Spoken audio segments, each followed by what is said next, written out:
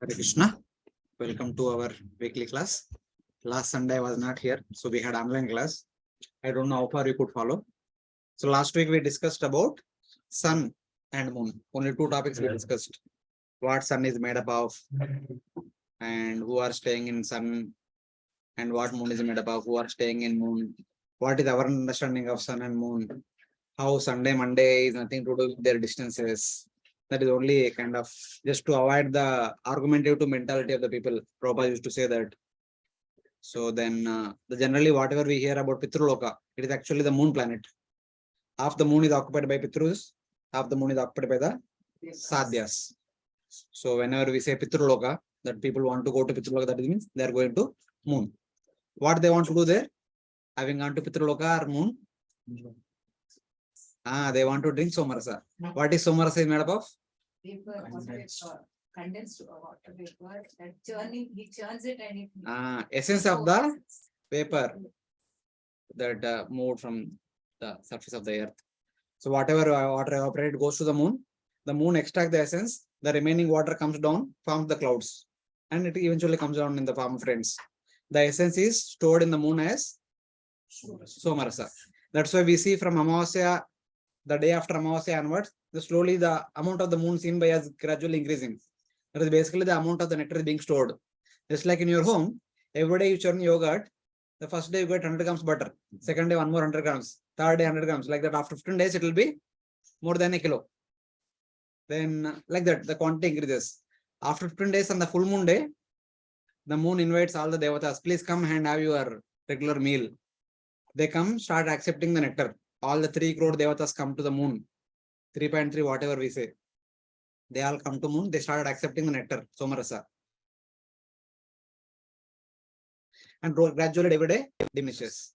And on the 15th day, second half, the Amavasya, till noon the devatas accept. In the second half, whatever remaining nectar is there, it is given to the Pitrus. So Pitrus generally drink nectar on the second half of Amavasya. That's why Amavasya is the day for the Pitrus. That is the day it is a time for their meals. So whenever somebody wants to offer Shraddha, they can offer on the noon of Amavasya. That's why that Pitru Paksha is also special. In the Pitru Paksha, especially the Pitru Amavasya is special. On that day only all the forefathers, whether they may be in Pitruloka or anywhere, it doesn't matter. But it is our duty to offer Shraddha rites unto them. What is the importance of Loud, they will also hear. What is the importance of feeding to the crows? They say crow is a vehicle of Aryama. It is through that vehicle that Aryama accepts the food for. No, not like that. If you read Mahabharata in Balakanda, King Maru was a great king. He was performing yajna somewhere in the Himalayas. That was the time Ravana was traveling everywhere, conquering all the rulers. He came to King Maru also, challenging, fight with me. King Maru was getting up from the performance of yajna. The priest said, no, don't worry. You should not get up. Yajna will be disturbed. Anyway, you cannot defeat him. He is so powerful now. He has got powers from something because of some reason. So accept defeat. He will go. He just wants victory over people. He does not want anything else. Just accept that I am defeated by you. Please carry on. But before he could come to this place, he already defeated all the devatas. So in this sacrifice, all the devatas were invited. All the devatas were assembled there. When Ravana was approaching, all the devatas saw Ravana. They changed their forms. Indra assumed the form of a peacock. Yamaraj assumed the form of a crow. Like that, different devatas assumed different forms.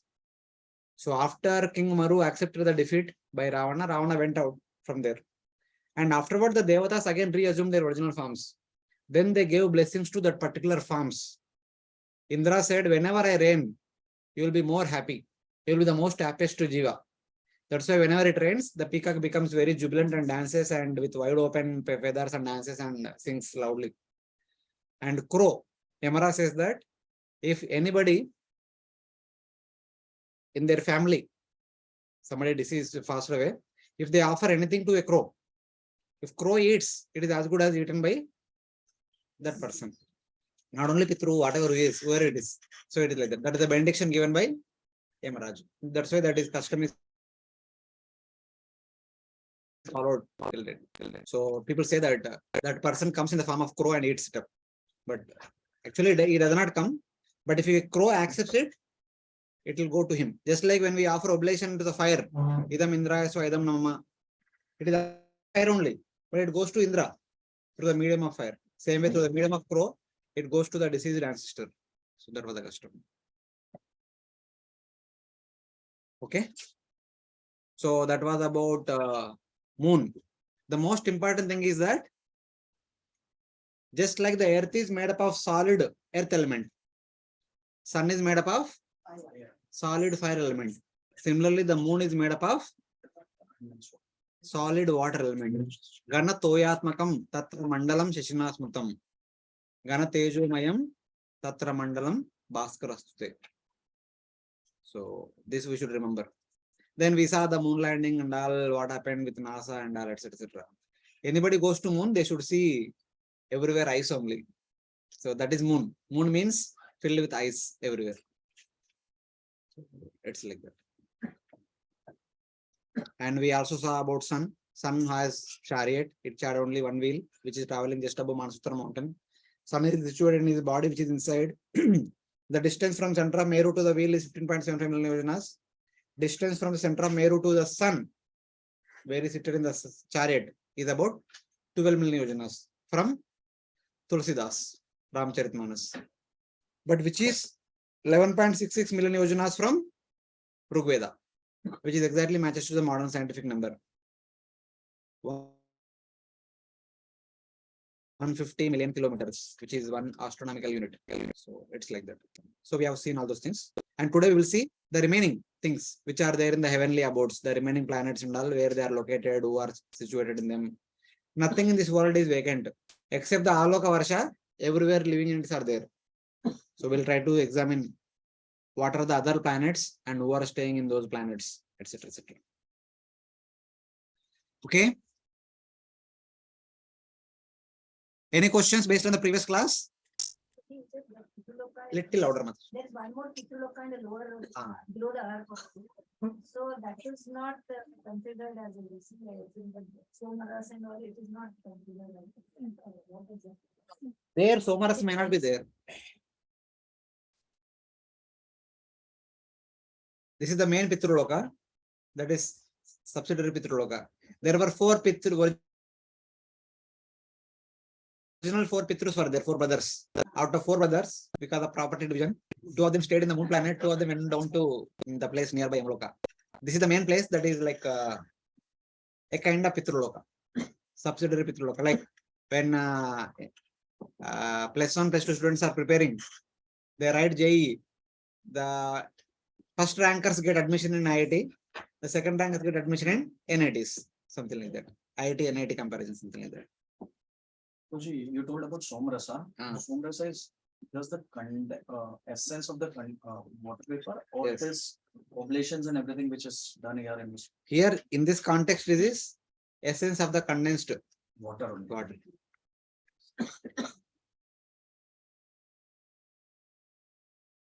See, even same thing, when you offer food grains into the fire, what happens? Vapor only.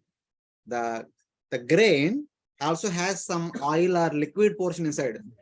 The solid portion gets burnt and becomes ash. The liquid portion becomes vapor and it goes to the moon. So anyway, the concept is same. Whether you offer grains or you offer water directly, concept is same. So only the vapor goes to the moon. So now we will discuss from the remaining part of the 22nd chapter, say text number 11 to 17. Only one verse describes one planet. Not much elaborate description is there. The first talks about the 27 nakshatras. So all of you are grosas, always worried about children getting married, looking about Jatakarma, that Jataka matching. Kundali, which nakshatra, which what is that? Which star, not which nakshatra and which rashi, etc. etc. So here there are 27 nakshatras. The constellations, 28 in number along with Abhijit, situated 0.3 million yojanas above moon, inspired by the Lord, move clockwise around Meru on the wheel of time. There was Kala Chakra. We will discuss about it elaborately in the next class, but Kala Chakra will be moving continuously around the pole star. And these 28 nakshatras are also superimposed upon the Kala Chakra. They also move along with the Kala Chakra around the pole star. So this is Lord's mercy. So there are 27 actually. 28th one is Abhijit, which is not always present, but sometimes come and go. 27 nakshatras are the homes of the 27 daughters of Daksha, who were given in marriage to moon god. Last time in one of the classes we discussed the concept of Tara. Tara is basically the aerial mansion of the heavenly beings. So nakshatra technically is nothing but group of 3-4 taras. 3-4 taras put together, called as a nakshatra. They appear to be like a small bear. Bear, है ना? Our इनका नाम क्या है? बालू बोलते हैं, but Raman, Jambavan. Okay, he is called as Riksha Raja. He is the king among the bears. Sanskrit bear means Riksha. So in Sanskrit, they are called as Rikshas or Nakshatras. Actually, Nakshatra is the family name. Anything that shines in the night time is called Nakshatra. Naktrayate iti Nakshatra. रात का अंधकार से हमको बचने वाला को नाम है नक्षत्र. If there is dead night, there is nothing inside on the sky. It is like full darkness. We are afraid. In city, we don't feel like that darkness. In villages, we literally feel when the electricity is gone, no brightness anywhere. But there are some stars. There is moon also sometimes. The starlight or the moonlight helps us get away from the fear of darkness. That's why they are called nakshatras. Everything that glitters in the night time is called nakshatra. But among nakshatra, there are different divisions. There are 27 rikshas. The 27, the special group of stars, they are called constellations. But in due course of time, because of our regular usage, these 27 are called nakshatras. So in the which are the 16 daughters of Daksha who did creation? No. These are the 60 daughters. Later on, you will study 6th canto.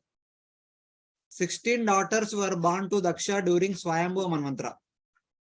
Then he was killed by Veerabhadra. 16th daughter was Sati. Sati के कारण उनका मृत्यु हो गया. Lord Shiva comes and gives him goat head. He was born again. He died again. He was born as the son of 10 Prajatas. But he was supposed to become the king. He did not want to become the king. He went to forest to perform austerities. He was performing austerities from Swayambhu Manvantara. 2nd, 3rd, 4th, 5th, 6th Manvantara tak kar rahe the. In the 6th Manvantara, somewhere in the middle, there was a pralaya. The entire universe, especially the Bhuloka, Bhurloka, Sargaloka are inundated. There was no living entity left. Actually, Brahma went for a power nap during the daytime. That time the annihilation took place. As soon as he got up, everything is gone.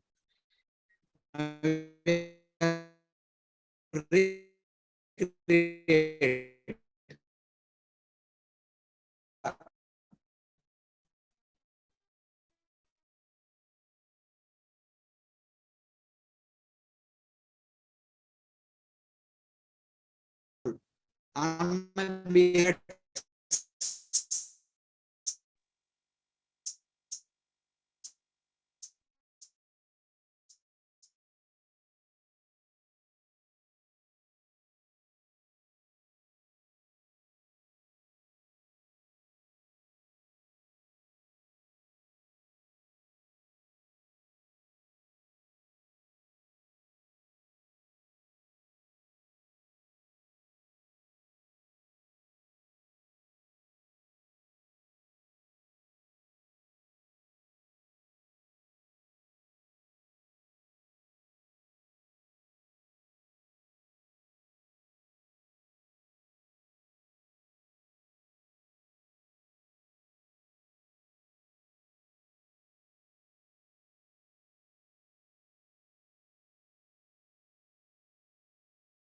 sorry, what happened? Na?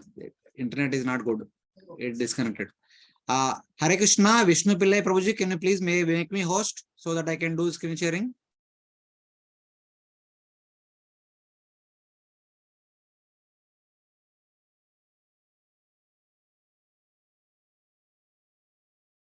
is not there.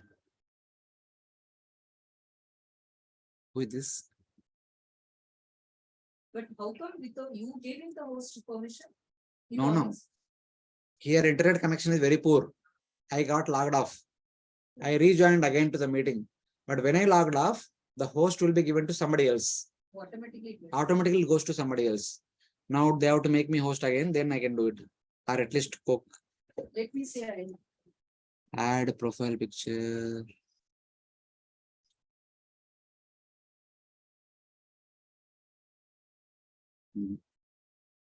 Hare Krishna, Vishnu Pillai Prabhu, please make me host. Or somebody who knew him, can you please inform? Let me try it. That's what the-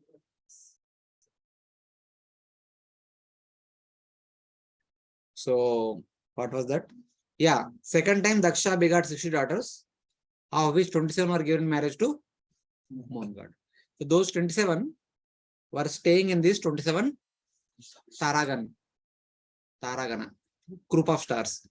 And a group of stars, when you map them together, they appear to be like bear. That's why they are called as Rukshas. They appear to be small bears. So, in that, yeah.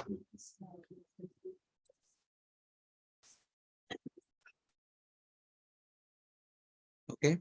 Hare Krishna, able to see me and hear me? Devotees online? Yes, Prabhu. Okay. Thank you. Sorry for the, Yes, Prabhuji. sorry for the interruption. There was some internet problem. Yes, Mataji, please. Preeti Gopika Mataji.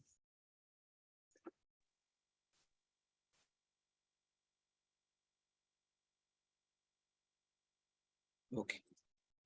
Okay. So it is normal custom that after marriage, the father gives some dowry or some gifts along with the daughter. So Daksha gave his daughters also. He also gave 27 nakshatras to reside. Basically, they are all their palaces. They are the main person being served by so many attendants. So it's like that. And they are given marriage to moon god. Abhijit is Muhurta or Nakshatra? Abhijit is both Muhurta as well as Nakshatra also. Every noon time, we have Abhijit Muhurta. And once in a while, the sun and moon also enters into Abhijit Nakshatra also. It is not always there. It comes again and again, comes now and then and goes. So what are their names? These are the names of the 27 daughters of Daksha. You must have heard since childhood sometimes. Ashwini, Bharani, Kritika, Rohini, Mrugashira, Arudra, Punarvasu, Pushya, Aslesha, Maga, Purva Palguni, Uttara Palguni, Assa, Chitra, Swati, Vishaka, Anuradha, Jyeshta, Mula, Purva Shada, Uttara Shada, Shravana, Danishta, Shitabisha, Purva Shada, Purva Bhadra, Uttara Bhadra, and Revati. So these were the 27 nakshatras. These are nakshatra, these are mansions, you say, which was given by Daksha to the daughters. These are the names of the daughters. Because the daughters are staying in those. These are the names of the daughters. Nakshatra means that they are the mansions. They stay in Group of stars. No? Yes. Nakshatra is a mansion. Yes. This is given to the- This particular building is LNHO compound. But since Radha Gopinath is staying here, it is called Sri Radha Gopinath Mandir.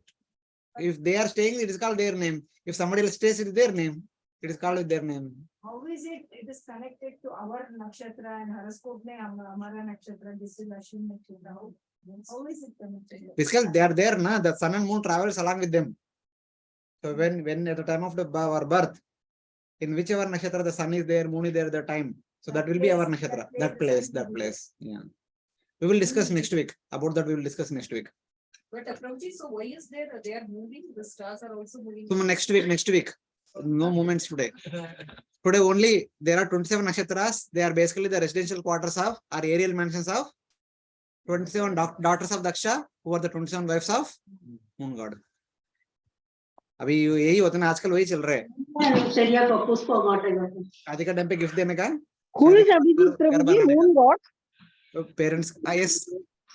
Abhijit is moon god. No, Abhijit is not moon god. These 27 nakshatras are the female nakshatras. Abhijit is a male nakshatra. Who is he? We also don't know, but it is like just like once in a while we get Adhika Mas. So once in a while this Adhika nakshatra comes. I think. The Adhika Where Krishna, when he. noon time is called Abhijit Muhurta. That is Abhijit Muhurta. That is not Abhijit Nakshatra. But Nakshatra is different. Auspicious, whatever does that will be as constitution. Lord Rama also appeared during Abhijit Muhurta. Vamandev also appeared during Abhijit Muhurta. That is a good one. Noon time na good one. But does anybody have Abhijit as a nakshatra? रह सकते हैं Prabhuji. Okay. See, some people might be born during Adhika Mas, na? Or according to our dates, some people might be born on February 29th. They get to celebrate only once in 4 years. So whenever that nakshatra was there, when somebody is born during that time, that's why it is not always there. Whenever it is there, like leap year or so, that time they have it. Somebody must be having it. Prabhuji, one daughter means one star, right? Where they stay. This is a group of stars. When you connect the group, it appears to be like a bear. That is nakshatra. वही बोल रहा हूँ ना नक्षत्रों के बारे में बात But कर रहे हैं one daughter gets one. Yeah. no one group of stars they get. These are not whose daughters are they? Daksha's daughters. I mean, you and me might be having a small camera itself is very difficult. Star is mansions, right? It is all mansions. Yes. Group of mansions. One can have multiple palaces. Why not? They are not ordinary people. Daksha ka daughter. I mean, in dowry he has given one mansion only. Then what to speak of? So it's like that. But their lifestyle is also beyond 1 month. Because they were all born in Swahili period. Even till the 7th month now also. Who? These nakshatras, these girls. They were born recently. Chakshusha Manvantara. Oh, these are taught again. 6th canto will study all these things. No, but so which means in every manvantara does this happen? Every month. 33 crore devatas, they also are born every. They change every month. That's why it is called Manvantara. Every Manvantara, the devatas change. The government changes. So it's like. So for this Manvantara, these 27 daughters are there in the 27 nakshatras. Next time somebody else will be there. And the number may also change. Right? No, it won't change. Number will be same only. Similarly, Rahu and Ketu are two planets in which currently Rahu and Ketu are staying. That's why they are called Rahu and Ketu. In next Manvantara, somebody else will stay. That time it will be called some other name. Manu also changes. All devatas, all these governing rulers will change that time. Currently they are rulers. They are actually doing a lot of service for us. Now in K2 planet, they are not visible. Not visible. That is why in eclipse, nowhere that is not. Even in silence. During eclipse we can see them. Other times we can't see. Eclipse time हम जो देखते हैं ना वो राहु केतु है. जो shadow पड़ता है वो. Shadow नहीं वो राहु केतु है. Shadow पड़ता है स्कूल टेक्स्ट बुक है. शास्त्र के अनुसार जो काला काला दिखता है ना कोई ग्रहण के समय that is राहु और केतु. उनके सामने आएगा तो उनको देखेंगे ना. Sun, moon are behind. Rahu comes in between. We see only Rahu. We can't see sun. That is called eclipse.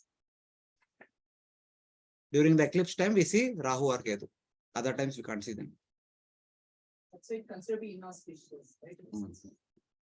For this for the nakshatras also it will change and the Next month somebody else will be staying there. Somebody else will take care of the responsibility.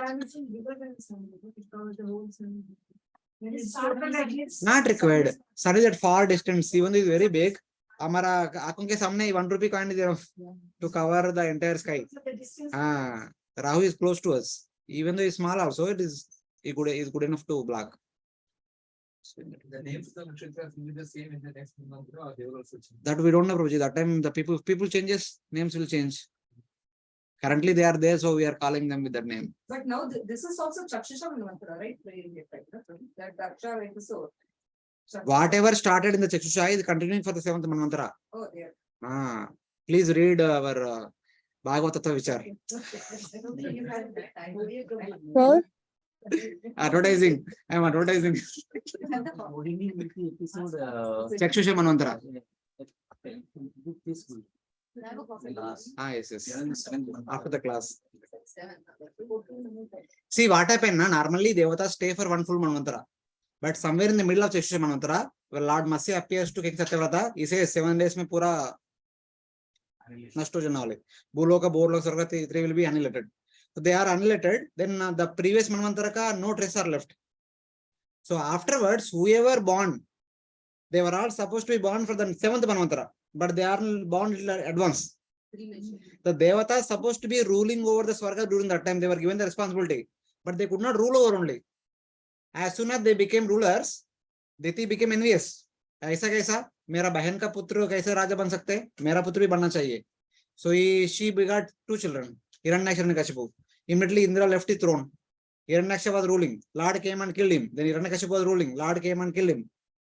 Then Prahlad was given the responsibility, and Prahlad out of friendly disposition he gave to Indra, and Prahlad ka tenure ho gaya. जब Virochana was ruling, again Asuras came and told, hey, Swarga belongs to your father, grandfather. Your father out of compassion is given, but it is not good, it is yours. Virochana fought with Indra. He again reoccupied heaven. Indra came in the form of Brahmana, asked for the head of Virochana, head cut off. That time Bali Maharaj was a small child. He was in the Gurukul studying. When he completed his education, he came back. Again, the Asuras told, your father was cheatingly killed. You have to take revenge against Devatas. He waged war against Devatas. Indra defeated. Indra approached our Vishnu. Vishnu said, make a truce and churn the milk ocean. By getting Amrut, you will become powerful. You can defeat Indra. Sorry, you can defeat Bali.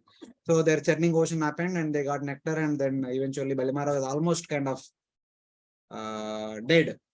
Then Nardamuni came and stopped the battle, and Bali Maharaj was taken to Shukracharya. Shukracharya nurtured him. In the meantime, the Manvantara changed. So literally, though the Indra and all became the Devatas during the 6th Manvantara, but they did not rule only. अभी government keep changing. अभी coalition government कैसा होता है? किसका majority ज्यादा है उनका जाते रहते हैं. ये 1 month this people, 1 month that people like that. So in between happened na. I.K. Gujral and P.V. Narasimha Rao, like in one tenure, every month government is changing. So it's like that. That all happened in the 6th Manvantara. 7th Manvantara, it is kind of stable. Again, Bali Maharaj got revitalized. Then he waged war against Indra. Indra was defeated. Indra again took shelter of Lord Vamana, the Lord Vishnu. On the other side, Aditi also took shelter of Lord Vishnu. भी क्या चल रहा है, आपने उनको राजा बनाया, राजा रहते नहीं, इधर उधर चलते रहते. So Lord appeared as Vamana and he told clearly, Bali Maharaj, if you want to become Indra, you have to wait for next Manvantara. I give you two options. You can come to spiritual world or you want to become Indra, which one you want?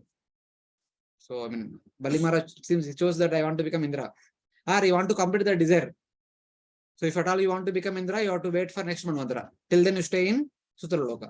Then you can become Indra. That's the kind of understanding between Lord Vishnu and Bali. So then afterwards, no more war. Since then everything is peaceful. Indra is ruling. Before that, there is always constant tug of war between the positions. So, And Bali Maharaj also was not a pure devotee. He was Kanmaya Mishra Bhakta. He was he asked for the choice. He didn't want to go back to college. He wanted Indra's position. after having the darshan of Lord Vishnu, he kind of whatever contamination was there in the heart, everything got removed.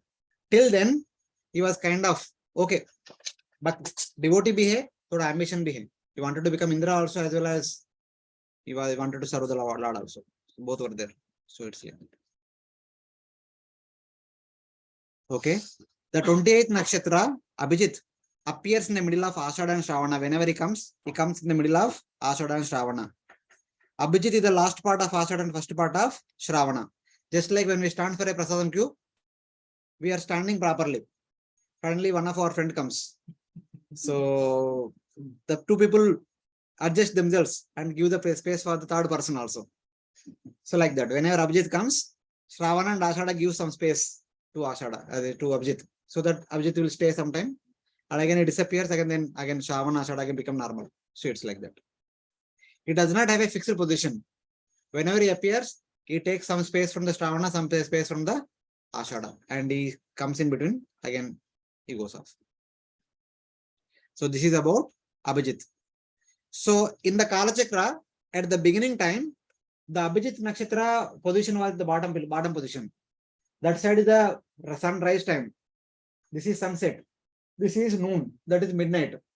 So Abhijit Nakshatra at the beginning of the creation was here during the noon time position. So that time is called Abhijit Muhurta. So whenever the noon time comes around 11:30 to 12:15, that is called Abhijit Muhurta every day. Whoever is born during that time is called born in Abhijit Muhurta. That is also auspicious time. So, This comes every day. Abhijit Muhurta is every day. No. Out of 30 Muhurtas, Something we call the noon Muhurta is Abhijit Muhurta. Kulika we say every time, just as this Rahukal and Yamuka, this one. I don't know, at least in South we say Kulika. I don't know. Tamil, they may say something. One is very auspicious. Kulika is supposed to be auspicious. Now yeah. it's supposed to be inauspicious. Yeah. So this is Abhijit Muhurta, that 45 minutes, 11:30 to 12:15. Many of the avatars appear during that time. Lord Rama appeared during that time. Mother Radharani also was, she became visible to, not Krishna. What is the name of Vrishabhanu Maharaj during the noon time? She was already born, but she became visible to Vrishabhanu Maharaj during that time. And Nityananda Prabhu, very soon we are going to have. He also appeared during noon time. That's why whoever appeared during noon time, we fast till noon only. They are merciful in that sense. So we don't have to fast till evening. Narsingadev appeared during evening. Chaitanya Mahaprabhu appeared during evening. We have to fast till evening. Krishna to midnight. So that is fast until midnight. So in that way. So now the same concept we should discuss last time also. Nakshatra means the stars that never fade. Each and every nakshatra has one ray which remove the fear of darkness. Nakshatranam maham shashi. Lord Krishna says in Bhagavad Gita, of the objects that shine in the night, I am the moon. Nakshatra means that glitters in the night time. Nak means Rath. Okay. So whichever glitters during the night time, that is called nakshatra. Among all the objects that are glittering in the night time, the brightness of the moon is more. That represents Lord Vibhuti. Riksha, the group of stars in 27 groups, known as Ashwini, Bharani, Kritika, etc. They are bigger in size like Buddha and all, up to 400 yojanas. They are, because 3-4 group of stars combined together becomes bigger in size. So their size, overall size is 400 yojanas or something like that. Rashi is a group of stars in 12 groups. Mesha, Vrishabha, Mithuna, Tula, Kanya.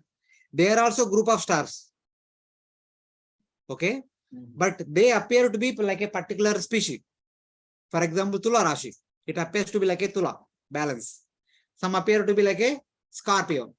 That is called Vrishika Rashi. Some appear to be, one group appears to be like a lion. That is called Simha Rashi. So they get name like that. Riksha means bear. And these are all having the different names of the different living entities. Next, Taraka. Other small stars whose size vary from half yojana to 100 yojanas. This is what we discussed in the one of the last class. Whoever goes to Swarga, they will be given one star, which is of 6.5 kilometers in diameter. Kitna ho sakta hai? 100 acres? Something like that. 6.5 kilometers, not small area. Maybe 100 acres. That much area is given to one person. So something like that. Those who do good deeds cross this world and attain these places in the heaven, which are known as Tarakas. Tara also means they are white and bright, self-illuminating. They don't reflect sunlight. Whether Tarakas or Rashis or Rikshas, they don't reflect sunlight. They are all self-illuminating. Those things which are reflecting sunlight are called Grahas. And these are all small in size. Taraka, Rashi, Riksha, they are all small in size. Which are bigger in size are called Grahas. There are distinction is only two. Bigger in size and reflect sunlight. And they go through waning and waxing. They are called Grahas. Smaller in size, self-illuminating, they are called Tarakas or constellations. Graha, planets like Sun and Moon, etc., who are bigger in size, more than 200 yojanas. Surya, Chandra, Mangala, Buddha, Guru, Shukra, Shani, Rahu, and these are the nine Grahas. Sunday, Monday, Tuesday, Wednesday, Thursday, Friday, Saturday, Rahu and Ketu. There are only 9 Grahas. We don't have many more Grahas. Shastra, according to Shastra, only 9 Grahas. Jyotisham Ravi Ramshuman. Nakshatranam Amam Shashi. Among those which are shining in the night time, I am Shashi. Among those which are shining night and day, I am Sun. Of shining objects in day and night, I am Sun. Other planets, because of other planets shine because of the rays of the sun. That's why Sun is called the king of all planets. Et Chakshuresha Savita Sakala Grahanam Raja Samasa Suramurti Rashesha Teja. So it's like that.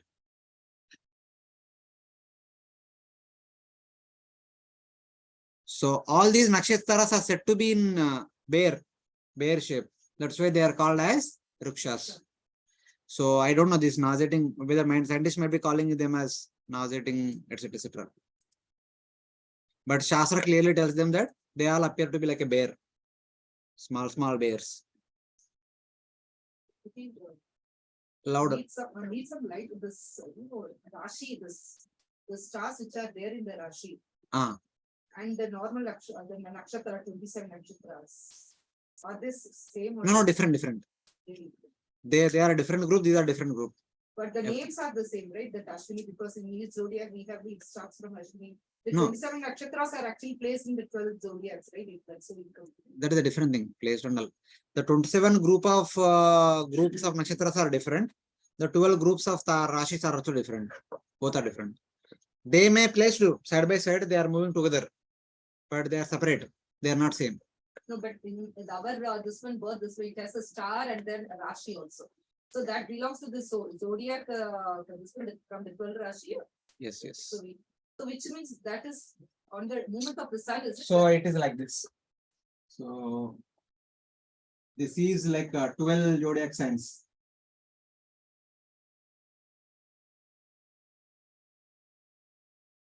These are like 12 zodiac signs. This is 1, 2, 3 like that. Okay. Upon them there are 27 nakshatras. So which are small divisions. In one zodiac will have. So when we are born, suppose we are born at this time. So this is the Rashi and this is the nakshatra. At the time of our your sun is here. That time. So at that time the moon is here. So this is moon's Rashi. This is moon's nakshatra. Whichever nakshatra is here. So like that. But which one we take into account the sun? So this one. So it is clearly called Chandra Rashi, Chandra Nakshatra, Surya Rashi, Surya Nakshatra. Oh, I see. Yeah. If you say Rashi, it is taken for sun. Oh. Nakshatra is for moon. But the sun also has Rashi and Nakshatra, moon also has Rashi Nakshatra. They have all that. For the 9 grahas, we have 9 nakshatras, 9 rashis. All are there. Some astrologers will see all the things. Some see only few. So these are the shapes of different constellations. That is nakshatras. Yeah, nakshatras.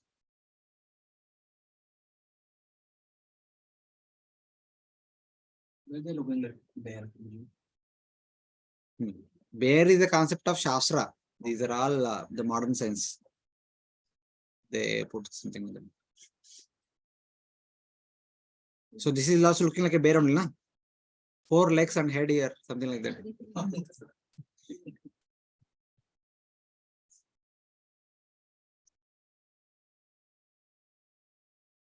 So this is another picture. Some pictures about them. But anyway. So some examples of these aerial mansions from Bhagavatam. I just put them. To fulfill the desire of his dear wife Devahuti, Kardama created a airplane filled with all facilities and took her throughout the Meru valleys. So the Tarakas, the Nakshatras and the Rashis all have all these facilities. Everywhere the facilities are there. Just like Kardama's we heard.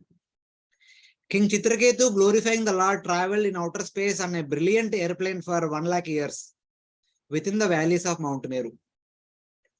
After Arshoka died, Narada Muni came and told, you are not supposed to have a son.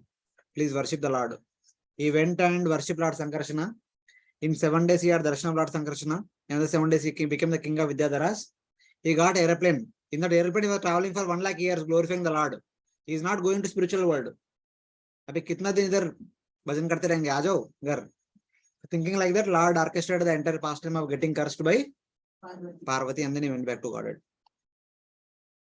Seeing the wives of the Upadevas mounted on their airplanes going to her father Daksha's sacrifice along with their husbands, Sati spoke to her husband to take her for the sacrifice. All the Devatas, whenever they travel to any place, they travel in aerial mansions. On that path, being praised and showered with flowers here and there by the Devatas seated in their planes, Dhruva Maharaj saw many planets, one after the other. While Dhruva Maharaj was taken by Nanda Sunanda to Dhruva on the way he saw so many aerial mansions, which are occupied by Devatas.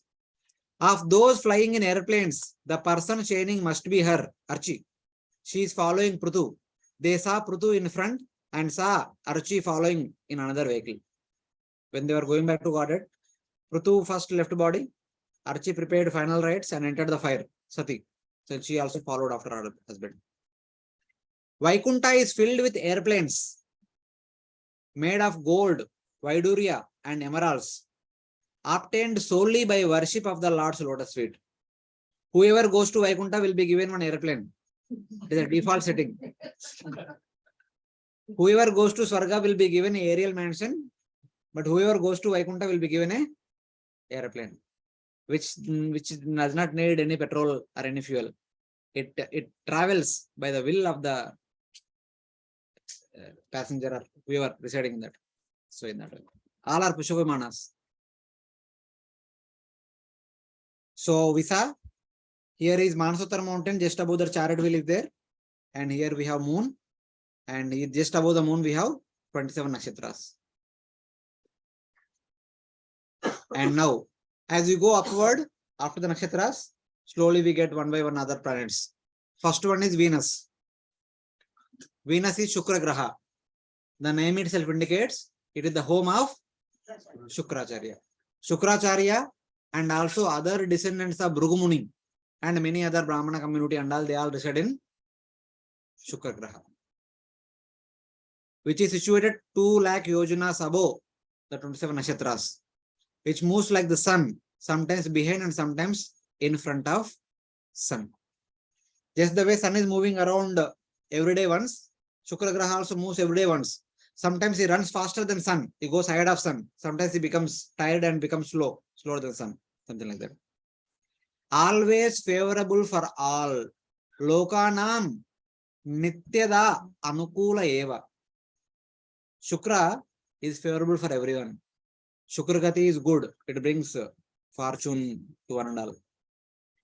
Generally causes rain and removes evil influence of other planets. By the auspicious presence of Shukra, there is a sufficient amount of rain.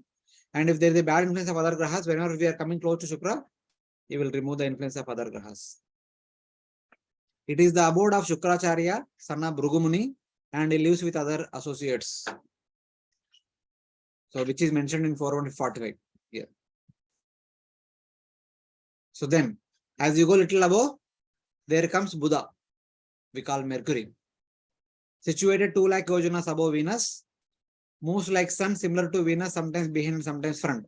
He also moves like sun, makes one round every day along with the sun, sometimes ahead of sun, sometimes behind sun. Generally auspicious, prayena shubhakrut, not always auspicious, but generally auspicious.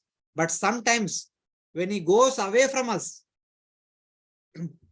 he produces fearful situations like that of drought, cyclones, and continual clouds. Sometimes in the rainy season, 2-3 days it is fully dark, very difficult.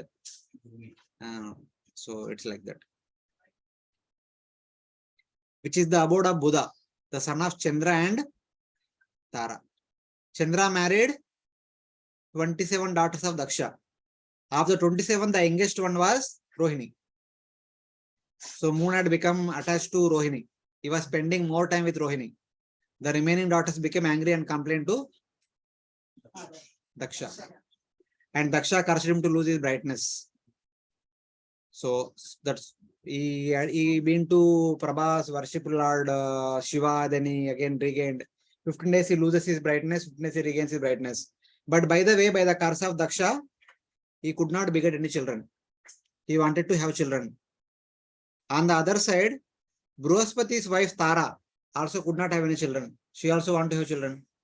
So both of them had a child. That child was Buddha. So that Buddha was given the residence in one of the graha, and he stays in the Buddha graha. Sorry. So these these planets also have influence on the zodiac also, right? So they also move on. So we say this graha is going on in that graha comes.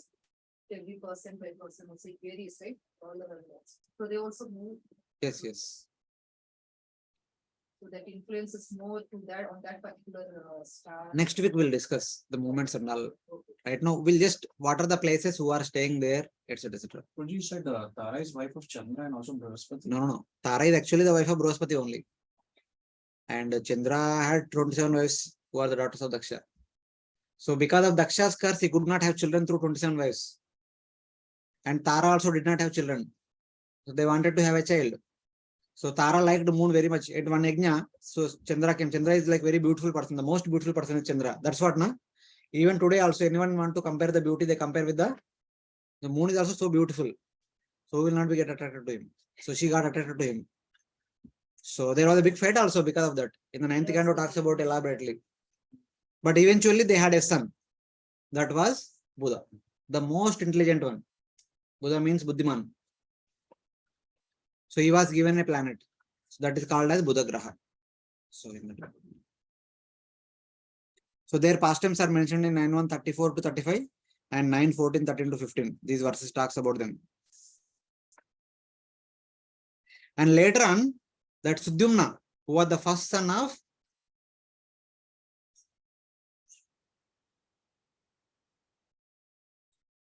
Vivashwan. Ikshvaku? No, Ikshvaku is that later on. Vivashwan, Vivashwan's son is Shradadeva. Shradadeva had first son. His son was Sudyumna. Sudyumna unknowingly went into Ilavrata Varsha. He became female. And Buddha married her. They gave birth to Pururava. And through Pururava, the Chandra Vamsha started in the 7th Manvantara. So it's like that. Chandra's son is Buddha, Buddha's son is Pururava. So like that Pururava, that lunar dynasty began. So in that way. Then as you go upward, after Buddha, we get to Angaraka, which is called Mars, Kuja, Mangala. Parents are worried about if their children are born in Kuja, they have Kuja dosha. They have to search for a partner who is also born in Kuja Graha. They cannot marry here and there. So it is called Mangalik dosha or Kuja dosha. That is because of Angaraka, which is situated 2 lakh yojanas above Mercury. Generally, it is inauspicious, indicating grief. Especially Kuja dosha or Mangal dosha, people are worried about it, parents especially. It is the abode of Kartikeya, the son of Lord Shiva and Mother Parvati. Kartikeya stays in Angaraka Graha, along with his wife, children, friends, relatives, etc. Everyone stays there only. Passes through each sign in 3 fortnights, if not traveling retrograde. This we will discuss later on. But all the grahas travel, they also travel. So something like that. So Angaraka Graha is the abode of Kartikeya and his friends and relatives, all other associates. So he's not there in that Kailash. original Kailash of Sadashiva, but he's not there. No, why is original Kailash you need to talk about? That is outside Yeah, universe. because as you know, like South India, like Lord Kartika is considered to be the many people consider it's said to be like Shiva's son also, right? Shiva's son means is obviously supreme, na? Shiva's son matlab ordinary nahi hoga. No, but that doesn't mean that's refer to the Rudra Shiva or the Sadashiva. No, here. This Kailash, the Shiva of Kailash. We discussed last time, na? Parvati performed austerities in Kailash only. She married Lord Shiva in Kailash only. And they begot Kartikeya there only. Before Kartikeya was born, Ganeshji was born. Of course, Ganeshji was born by the creation of Mother Parvati only. She herself created. But Kartikeya was born by both Shiva and Parvati. So these personalities cannot be seen in that original No, Sadashiva. no. They are here only. They are all different devatas. They are all here. Is Kartikeya Brahmachari? No, he has 2 wives. Yeah, somebody writing. I don't have much information about him, but he must be. Yeah, he has 2 wives. Ganeshji has 2 wives. Buddhi Siddhi. Kartikeya also might be having. He and one Ah. according to Tamil tradition. Yeah. And who is Ayappa? Shiva and Shiva and Not given in the scripture. People say like that, but it's not there in the Bhagavatam. Other scriptures we don't know. We are not sure whether Skanda Purana has something or not. We don't know. So it is about that. So next comes Bruhaspati, which is called Guru Graha or Jupiter Graha, which is the residence of Bruhaspati. Whoever is the Guru of Devatas during that Manvantara, he will stay in the Bruhaspati Graha. Whoever is the Guru of Asuras during that Manvantara time, whatever it is, he stays in the Shukra Graha in that way, which is situated 2 lakh yojanas above Mars. Generally auspicious for the Brahmanas. For others, it is not so much, but Brahmanas, it is very auspicious. It is the abode of Bruhaspati, the son of Angira and Shraddha, and the preceptor of the Devatas. Passes through each sign in one Parivasara. Bruhaspati, Guru Graha passes through each zodiac sign for 1 year. The previous one, Mars, 1.5 months. That is Prativasara means, according to Bruhaspati calendar, it is like that.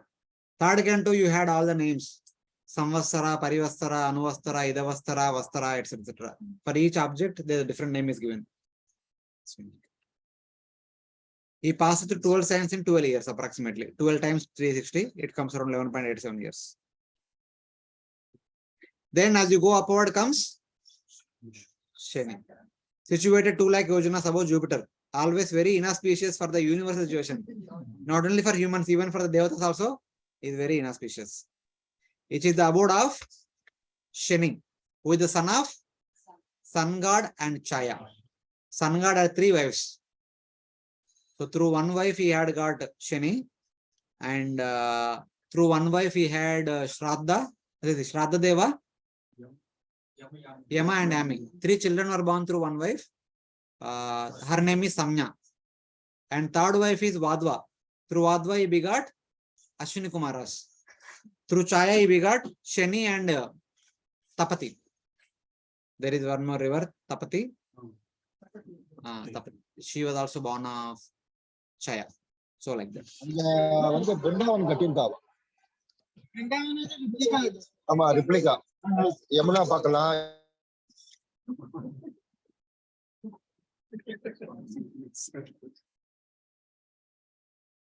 Passes through each sign 30 months. So Sun is passing through each sign 1 month, Mars 1.5 month, Jupiter 1 year, Saturn passes through every sign 2.5 years. 30 months, 2.5 years. For example, you are born in a particular Rashi. In your Rashi, Shani travels for 2.5 years. One Rashi before and one Rashi after also, Shani has effect on us. So 2.5, 2.5, 2.5. 7.5 years he had his influence upon us. And after 30 minus 7.5, 22.5 years, we are free from Shani's effect. Also, there is one Panchama Shani, 5 years. I don't know. 12 signs, it takes 30 years to travel through 12 signs. It takes 30 years. So this is about all the grahas. How many we covered? Sun, Moon, Venus, Mercury, Mars, Jupiter, Saturn. 7 ho gaya. Rahu and Ketu will come in the 24th chapter. They'll come a little later. So then, as you go above Shani, there comes Saptarishi Mandal, which is called Vanavakasa or Big Dipper. Situated 1.1 million yojanas above Saturn. They always think of the well-being of all living entities. SB 8.14.4-5. It is said that the Saptarushi's duty is the duty of the Supreme Lord. Lord Krishna says in the 4th chapter that Yada Yada Dharmasya Glanir Bhavati Bharata Abhyudhanam Adharmasya Tadatmanam Sujamyam. Whenever Dharma declines, Adharma increases, the Lord appears and reestablishes the Dharma. Sometimes Lord comes, sometimes different acharyas come. All these acharyas are non-different from the Saptarushis. Saptarushis only come in the form of different acharyas to re-establish the principles of Yoga Dharma. It is their duty. As Satya Yuga to Kali Yuga, Dharma is declining. Now and then they appear again and again. Rejuvenate the principles of Dharma. Especially when at the end of Kali Yuga, when there is no dharma, Saptarishis all together will come to re-establish the principle of dharma and to start Satya Yuga. So it is their duty. They are all our acharyas. Whoever acharyas we talk about, they all have a potency of Saptarishis. So in that way. They are also called Siddhaveshwara or what is like? Saptarishis.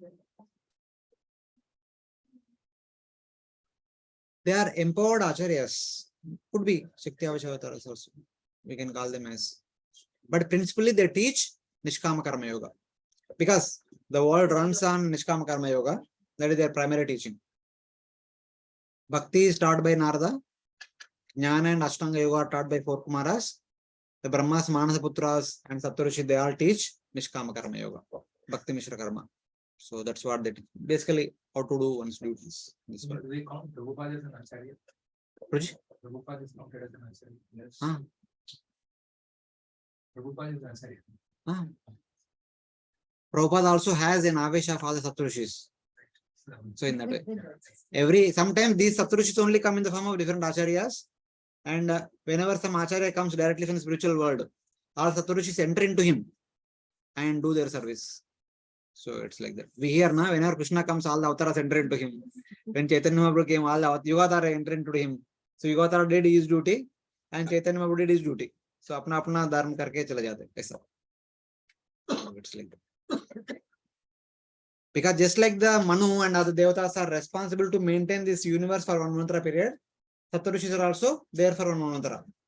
They have to take the responsibility of taking care of the Varnashtama. Next month, also 7 rishis will be there. Or 7 only will be there.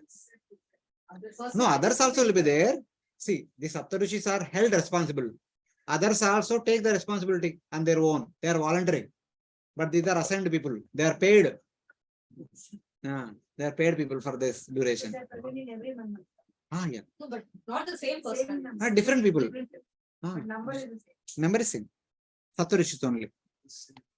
So 7th Manvantara, the Saptarishis are, we are familiar with their names. Kashyapa, Atri, Vasishta, Vishwamitra, Gautama. Jamadagni, who is Jamadagni? Parshuram's father. And Bharadwaja, the 7 sages of the current Manvantara period. And the first Manu, these are the 7 sons of Brahma. Brahma had 10 sons, na? Out of 10, Narada was a brahmachari, and Daksha was aside.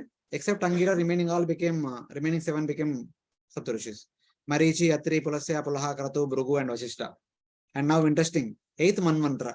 Next Manvantara, who will become Saptarishis?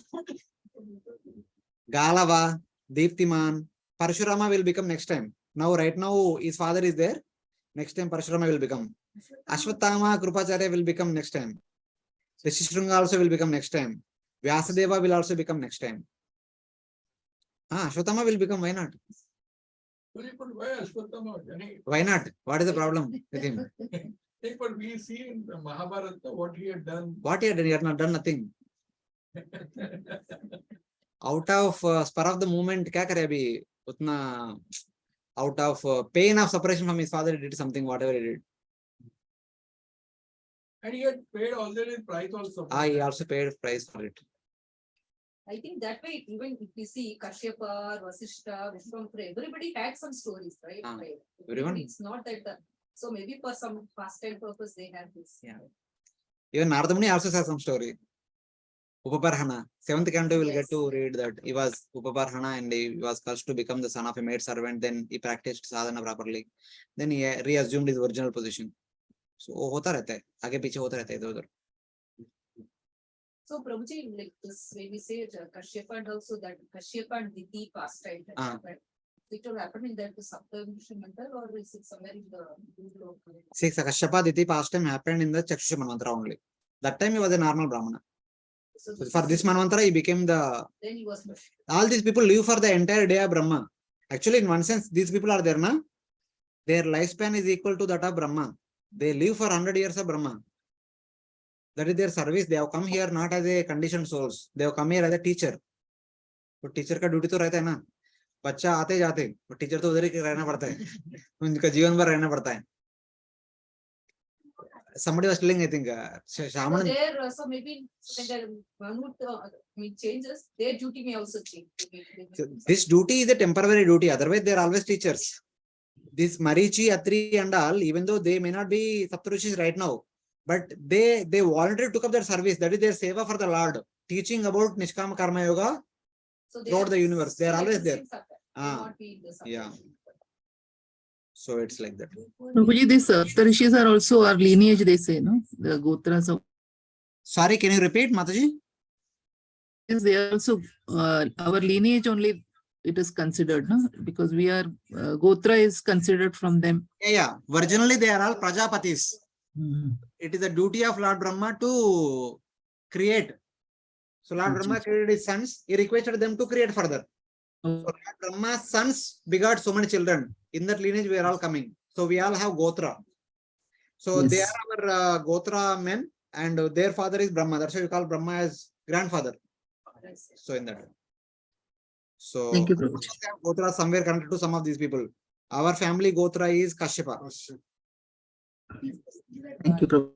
And I have not heard of that name. Anyway, so past time. Please read Ramayana and Mahabharata. You will get to know about them. They are there everywhere. Atri, you know? Atri Anasuya came in the 4th canto. Lord appeared as Yeah, Dattatreya. Dattatreya. They are all husbands of Devuti's daughter. Yeah, Ashwatthama is Chiranjeevi. Ashwatthama at the time of birth itself, he has got the Chiranjeevi means those, One Manvantara, right? Nine. Amara is those who stay for one Manvantara. Chiranjeevi are those who can live for one day of Brahma. Day of Brahma. One full day of Brahma, they can live. They are called Chiranjeevi. There are 8 Chiranjeevis. They live for one day of one full day of Brahma. Huh?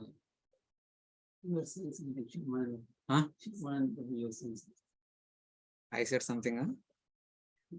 I forgot. Yeah, he was telling the class that teachers will be there. The children will come and study and go, but teachers will be always there. So he said that the teachers are always exposed to bad students only. They train them nicely. When they become good, they leave the school and go away. They pass 10th class and then they go away to higher studies. But the teacher is always seeing a dull student only. That is the thankless task that they do. Same here also. Which teacher want to? So in that way. So that's what I'm saying. All these people, they are staying for the entire life of Brahma. They are constantly training the people. I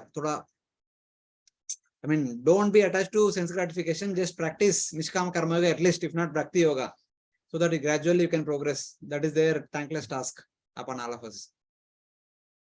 So in that way, they are all teachers of Nishkama Karma Yoga. And for every Manvantara, somebody is posted. Like every school, they have a class teacher. Na? The class teacher has the special responsibility taking care of that class. So it's like that. There may be 30 staff in a school, but there will be only one class teacher for a class. So he is the most responsible for that class, at least for that year. The next year, somebody else may be class teacher. So they keep changing. So it's like that. So they stay in the Saptarishis. We see in the night time Saptarishis, that question mark thing is there. No? 7 stars are there, 7 stars, one will stay there. That is their residence.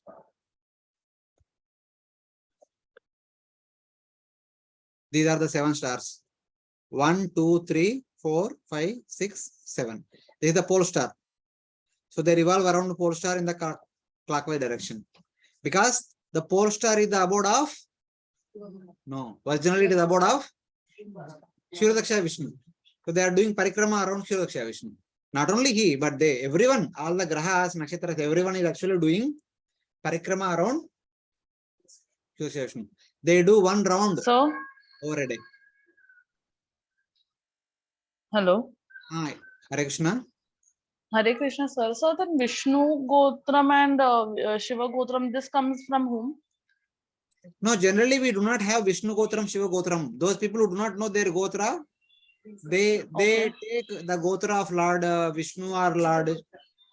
We say Achyuta Gotra. Outside they say Vishnu Gotra. ISKCON we say Achyuta Gotra. Outside they say Vishnu Gotra or Shiva Gotra. Yeah. Huh? Okay, Prabhuji. Indian temples. That's three Vaishnava temples, no? Those who have connection with Bhakti, they may say Achyuta Gotra, but others Vishnu Gotra. So those who don't know their what is their Gotra, they say Shiva Gotra or Vishnu Gotra. Okay. So, Prabhuji, so the Sapta Rishi Mandal is also below this Vargaloka. No, it is in the Svargaloka. All those things which we are discussing now, the 27 nakshatras, Venus, Mercury, Mars, Jupiter, everything is in Svargaloka.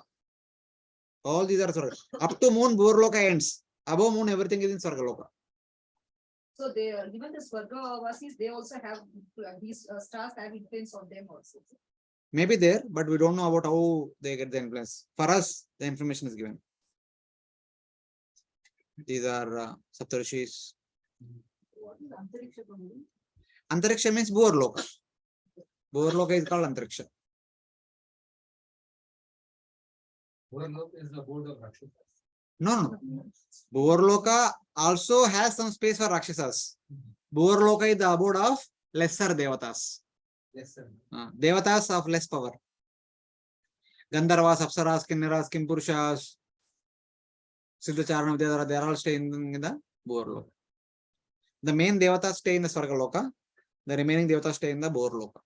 Also, there is some space dedicated for Yakshas and Rakshasas, as well as Bhuta, Preta, Pichashas. They also stay in the Bhurloka.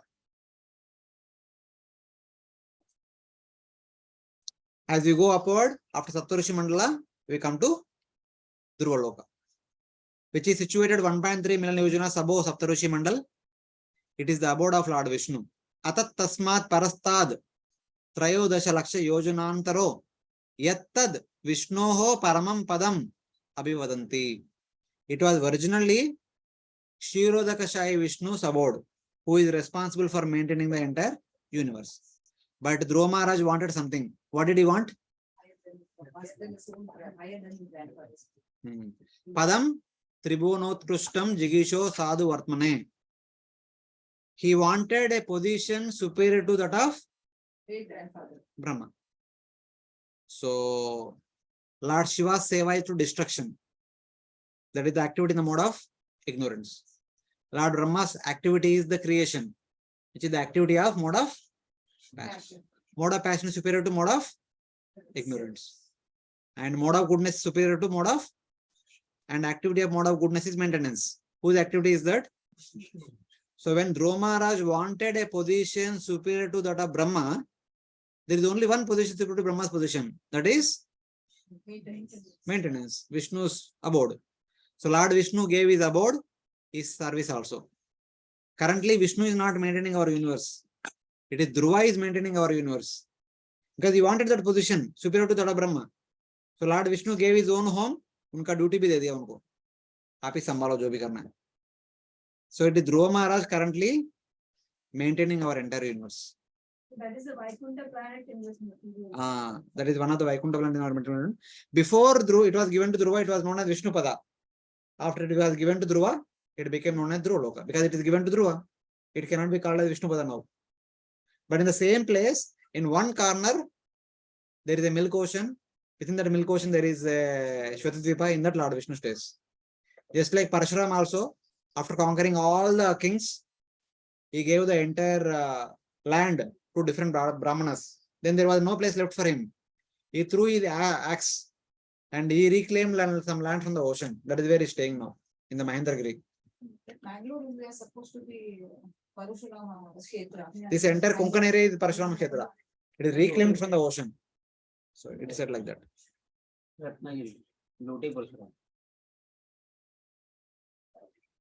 It is established by the Lord at the pivot of all the luminaries, planets and constellations. Jyotir Gananam, Graha Nakshatra. Basically, the pole star is the center of all the grahas. All the grahas keeping poles in the center, they revolve around it. There is a pivot for all. Saptarishis, Devatas, and Nakshatras and stars, everyone circumambulate Dhruva Loka with respect in clockwise direction. Dakshinata Kriyamana Idanam. Just like every day morning after Tulsi Arati, we perform 3 parikrama, and everything that is there in the Bhurloka and Sargaloka, they do parikrama once in every day. Once in every 24 hours, Everyone is revolving around. That is their regular duty. Dhruva still resides at the life source of all and remains until the end of the Kalpa. At the beginning of the Kalpa during Sayama Mantra, he had that desire. As a result, Lord gave service to him for the entire day of Brahma. Aapko position chahiye le lo. That's why he got dissatisfied afterwards. What did I ask? Instead of asking the Lord, I wanted a position superior to that of Brahma. I was stuck up here for one full day of Brahma. So something like that. So 7 more. 7 more months to go. Till then he is there only. But Prabhu, sorry, I have. So if we say Durgaloka is situated above all the planets. So how do we understand when we say they rotate? This is the circumference they say, or is it really? Or is the Durgaloka so big that Dhruva is there in one star, one only. Everything is rotating around it. Wherever they may be, they are simply rotating around it. So in that way. He is above. These are rotating below only, but for their orbit, the center is Dhruva. So in that way. Some references from 4th canto. I give you the residence of mine, which is eternal. Na anye adhishtritam badra yad brajishnu druvakshiti. Yatra graharksha taranam jyotisham chakramahitam. The zodiac of planets, constellations, and stars revolve around it continuously. Entire day of Brahma, they are continuously moving around.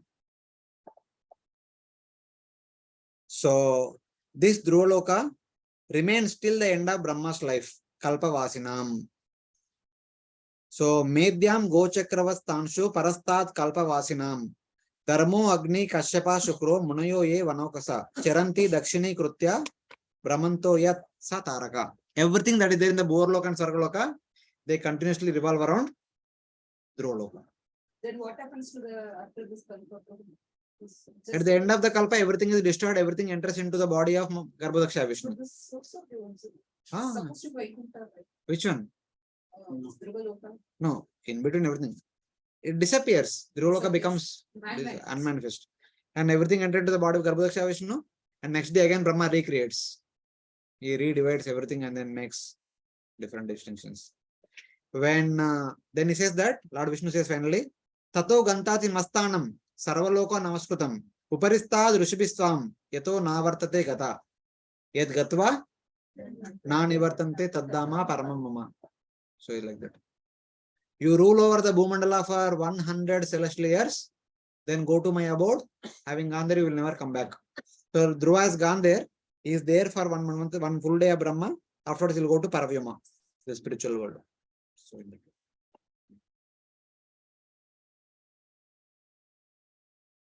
So, this is a summary of what we discussed till now. We started with Bhuloka, then Sun, Moon, constellation, Shukra, Buddha, Vangaraka, Brahaspati, Shani, Saptarishi, Dhruvaloka. So, etc. Any questions? So here you see one above the other. They are all there. These are respect to orbits of all these different things. Everything is within the Loka mountain only. Nothing is outside Loka mountain. So Venus planet is nearest to the first is Venus, then Mercury. And one more thing. These are not the permanent positions. As we mentioned last week, this is the position of all the planets on one of the Makar Sankranti day. Last week only we had Makar Sankranti. And every day and day out the position changes. On Makar Sankranti, sun is here. In Karka Sankranti, same sun will go here. Maybe 15 years later, currently Saturn is here. Now 15 years later, Saturn will come here. They keep moving up and down. All grahas move up and down. Yeah, that is not permanent position. And also like this. Every day they make one round like this. Over a period of time, they gradually go up and down. For example, moon goes up 15 days, down 15 days. Sun goes above 6 months, below 6 months. Mercury and Venus also 6 months above, 6 months below. Mars 1.5 years, 9 months above, 9 months below. And Jupiter half year above, 6 years above, 6 years below. Saturn 15 years above, 15 years below. Like that. They have different times. So when they go up and down, what would be their center of? Always, wherever they may go, center is always pole star only. around the pole. Or the line joining the pole star as well as the Bhartakanda. That line is the center of their orbits, wherever they may be. So, those who commit suicide, they become Bhoot Pret. How some they are Borloka, some are higher class devatas.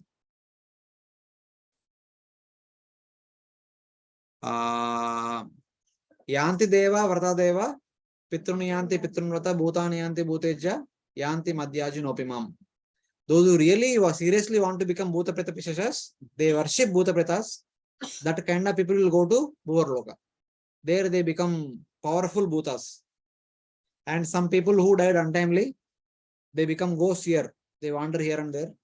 If some of their family members offer some Shraddha rites, they may be delivered immediately. Otherwise, once their remaining time is over, suppose person supposed to live for 80 years. He died untimely at 60 years. 20 years they roam around as Bhuta. Then they move on to the next destiny. So according to their karma, wherever they're supposed to go, they will go. After the remaining period is over. But if Shraddha is offered, they can move. They immediately they'll be taken. So Bhuta and Pishacha, they're in the higher realm. They are not the one which we are the powerful. I mean, they are ganas of the Shiva or something like that. Yes, They are yes. powerful because they are being worshipped by the ordinary people here. Yes. Like we as a Shettis, we worship Bhuta ganas, Bhutas, Daiva, we call it Daivas. So we have this Vara Avtara, I mean, that all is there. We have that. I mean, it's there in our culture. So Yes. I They mean, also have people some service. faith that. They also have some service. In the universal management, the Bhuta Preta Pishas also have some service. But not everyone, few have that service. So we'll worship them. Not everyone. Those who are doing that service, only those who Yes, they show their prowess. I mean, they have that power there. Yes, So it belongs to one particular, a family or a kind of a kutumba. yes. It Yes. protects them Mm. from all the things. So these bhutas are not the normal people dying and they are becoming. These are small scale Bhutas. They are big scale Bhutas. They have a power. They've been empowered by. They wanted to become like that, and they get that power. Yes. For that also there is sadhana. Whatever sadhana we are doing, Shravanam Kirtanam, that is for us to go back to Godhead. Those who want to go to Swarga, they have separate sadhana. Those who want to become Bhutas, they also have special sadhana. Yeah, they do a lot of austerity. A lot of austerity. Yeah, Yeah, sadhana is there. In fact, their sadhana is very strong. For everything there is a sadhana. Bhoot refers to ghost. Ghostly beings. Not the bhutas, वो जो शिवा का गणस भूता वो अलग है. पर हम लोग जो मर के जाते हैं वो भूता नहीं वो. They are also Bhuta only, but they are less powerful and short time What is Bhutas. Bhuta, Preta and Pichas? Bhuta is a kind of harmless ghost, Soul only, subtle body, subtle body. soul with a subtle body. It is not so powerful, not very harmful.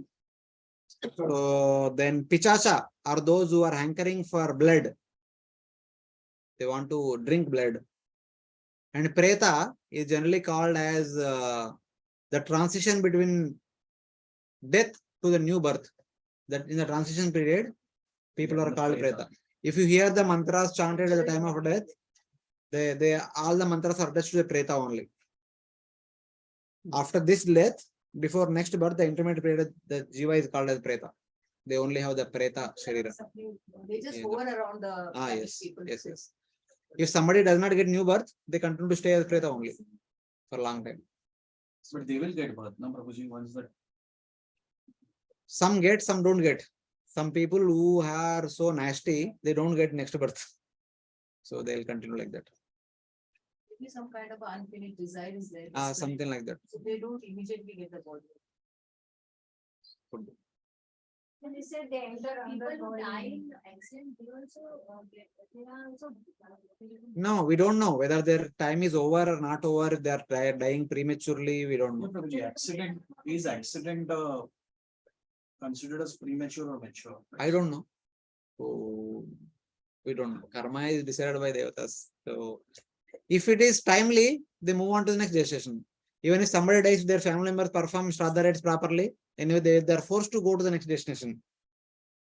If Shraddha is not performed is untimely, they will become ghost. Yeah, Pretatma or ghost, whatever. In their category, there are different varieties. Bhuta, Preta, Pishasha, Kushmanda, Vetala. Vetala is very famous, na? Vikram Vetala. So they are also one kind of. And Putana is a category of Kechara. Kechari ghostly beings. Yeah. Can be there. Why not? We can't. So, What so is Ishtadev? People say that Aapka Ishtadev hai. Yeah, I mean, What is Ishtadev? Ishtadev means to whom you gave your heart. That is Ishtadev. individual. Individual. Individual. The pious people in our Telangana, Andhra Pradesh, their Ishtadev will be Balaji. Okay. It's like the favorite deity where they visit very frequently. And Kuldevi Devata, same thing.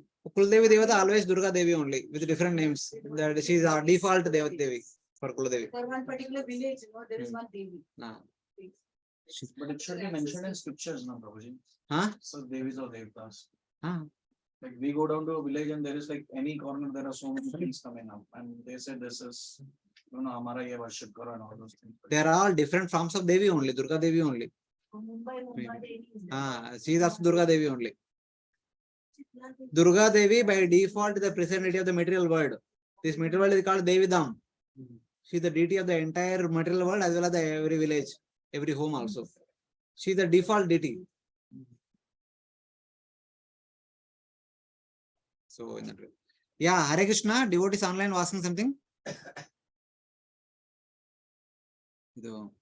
How come both is harmless? We don't go out in evening or on Amavasya because of these things. Harmless means they may hunt, but they don't kill the people and they don't drink the blood. Pishash actually they can kill the people and they drink the blood. Ghost only can hunt someone and then they can fulfill their desires. Harmless means to the extent of killing. Yeah. अभी they are subtle body, they want some grass body. जो grass body free है उसमें enter कर देंगे. Whatever. जिसका subtle body थोड़ा weak है वो अंदर प्रवेश करेंगे. We call ना here, what do you call this? कब्जा. Possession. हाँ. जो powerful आदमी जो weak person पे जाके कब्जा करेंगे वो क्या करेंगे? पुलिस के पीछे भागेंगे. पुलिस वाला भी उनका कंट्रोल में है. अभी कुछ क्या कर सकते हैं. So that is haunting. So I mean to say harmless means they don't go to the extent of killing someone. They may hunt, they may scare someone, but they don't kill someone. But other category of ghosts, the Vetala, Pichasha and all, they kill a person. Like Putana kills. सबको मार रहे थे. मार के उनका खून P रहे थे. So in that way. Where is Earth located in this image? Earth is located here. This is our Earth globe.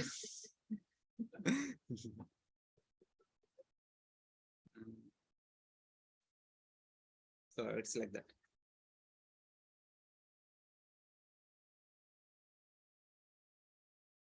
Dhruvaloka established by the Lord, which is the pivot of all luminaries, planets and constellations, which are made to rotate constantly around it by the inconceivable force of the Lord's time energy, shines constantly. So this is Dhruvaloka, which is the center of all the planets, and everyone is rotating around Dhruvaloka, constantly around him. So, in that way. So this is our Bhuloka. This Bhumandala is Bhuloka. From Bhumandala to Moon is Borloka, this intermediate space. From Moon to Dhruvaloka, this is all Sargaloka. The topmost point of Sargaloka is Dhruvaloka. So in that way. So which is Indra's about it? Wait, we will discuss 23rd chapter. So this is what we discussed till now. All the planets are located at various places. Pole stars, Saptarishis and Saturn, Mars, Jupiter, Venus, Mercury, Sun, Moon, etc. etc. And there are all residents on all these planets. When Sun is at the end of Dakshinayana tracks, he will be below all other planets. Then Moon moves above Sun. The star belt moves above Moon. Buddha will be above the star belt. Then there are Shukra, Buraspati, Shani, Saturn, Saptarshis, and Dhruvaloka. The planets are situated one above the other by 2 lakh yojanas in order. This is from Vayu Purana. The situation is at the end of Dakshinayana tracks. That is on Makar Sankranti. The day after Makar Sankranti, Uttarayana starts. The position will vary. It is not a permanent position. It is that particular day when Vyadeva was writing the Puranas, whatever the position of the planets, he has mentioned in the Puranas. Dakshinayana Margasto, at the end of the Dakshinayana. So in that way.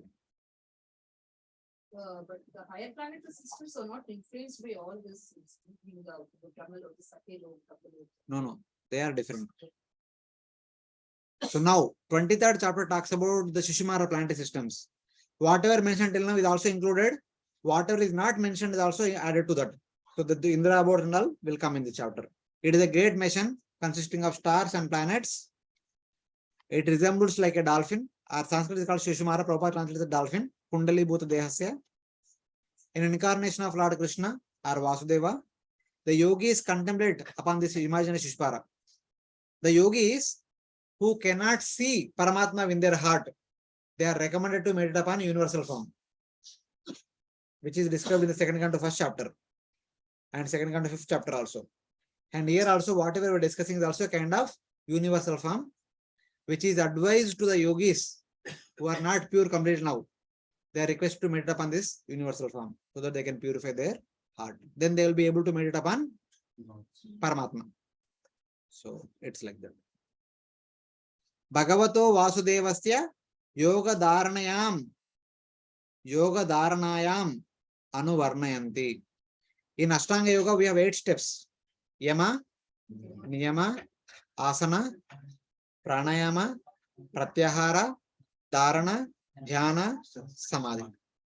Dharana is that state where one need to meditate on the complete form of the Lord. As soon as we enter into the main entrance of the temple, we see the complete deity form. When we come close to the altar, we see the limb by limb. That is Dhyana. Dhyana is limb by limb meditation. Dharana is full form meditation. So those who cannot meditate on the complete form of Paramatma, they are requested to meditate on universal form. So this is for Yoga Dharanayam. Because it is actually visible. We actually see it. That's why they are requested to meditate upon that. Some describe this as the zodiac belt. So the yogi meditate on this as the dolphin, which is jumping across the ocean. So camera captured the image also. It appears to be like this, like a dolphin. They also identified what is where. Sun, Sagittarius, Cygnus, etc. etc.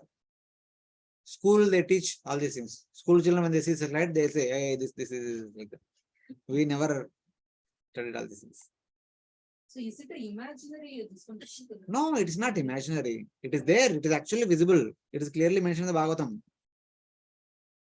Because it is actually visible. That's why they are requested to meditate upon this Virat Rupa. Nothing is imaginary.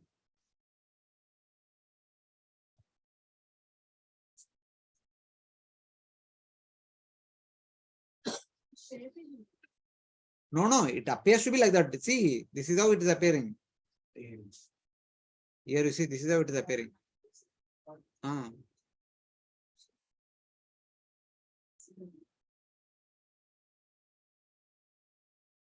All of you remembering second canto, third canto, universal form imaginary like that? No, not universal form is not imaginary. But no, so I mean, since it is said, I mean, not able to get what it is exactly. See, basically, we have all the nakshatras, planets, everything. No? We map everything together. It appears to be like a dolphin. That's all put together, whatever you see in the night sky, it appears to be dolphin. That's all. That's what it appears to be. I mean, imaginary. There is no dolphin in the sky. When you map all the stars and nakshatras together, it forms the shape of the dolphin. It appears to be. Yeah, just like the bear. Yeah, it's like that.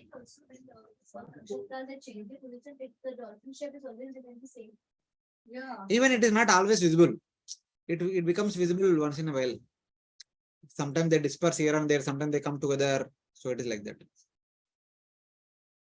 Some describe this zodiac belt to be the form of a dolphin used for worshipping Lord Vasudeva in meditation.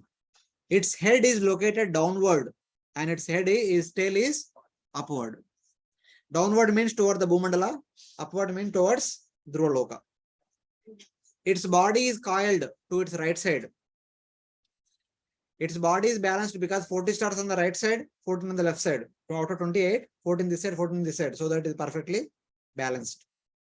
It is considered as Lord Vishnu's external form, not eternal form. It is said Lord Vishnu's Virat Rupa. Virat Rupa is not is Sachidananda Swarupa. It is only external form, Bahya Rupa. As we read in the Bhagavad Gita, Bhumi Rapo Nalovayu Kamano Buddhirevacha Ahankara Mitiyame Binna Prakriti, separate energy. Like that, this is also. So then, sixth canto tells that Dosha, the seventh Vasu married Sharvari, they gave birth to Shishumara, who is Lord's expansion, Lord's Kala. Amsha Kala we heard, na? So, Doshasya Sarvari Putra, Shishumaro Hare Kala. So, this Shishumara also appeared as the son of Dosha and Sharvari. So, he has the personal form, he has also, not imaginary, the material form. It is the resting place of all the Devatas, all the stars, all the planets. Jyotir Gananam, Graha Nakshatradinam, everything stays in that. So it's like this. So here is Dhruvaloka, here is our Bhumandala, here is our Shishumara. Everything that is there in the outer space, the Bhuvaloka, Sargaloka is connected to Dhruvaloka. These are all called as Vata Rashmi. Rashmi means rope, Vata means wind. All the ropes are made up of wind. With the help of the windy ropes, it is Dhruva who controls the movement of each and every object that is there in the ether. It may be Graha, it may be Taraka, it may be a constellation, everything is controlled by that. At some times, when you map them, they appear to be like the dolphin, which appears to be moving around. So, but when yogis meditate, they meditate dolphin like this, jumping across the ocean. But Bhagavatam says head is downward, tail is upward. What is the meaning? This yogi is meditating in our Himalayas. Here, somewhere in the Himalayas. But in the actual universe, the Himalayas are like this. So the yogi will be like this. So he meditates dolphin like this. Head is downward, tail is upward. So like that. Head is downward, tail is upward. So now Bhagavatam says, and the end of its tail is Dhruvaloka. And the body of the tail is Prajapati Daksha, Agni, Indra, and Dharma. Wherever Indra is staying, that is called Amaravati. That is the capital of heaven. That is where the Indra's palace and that Swargaloka Sabha is there. At the base of the tail, the planets belonging to Data and Vidata are there. Data and Vidata are also sons of Aditi. They are two Adityas.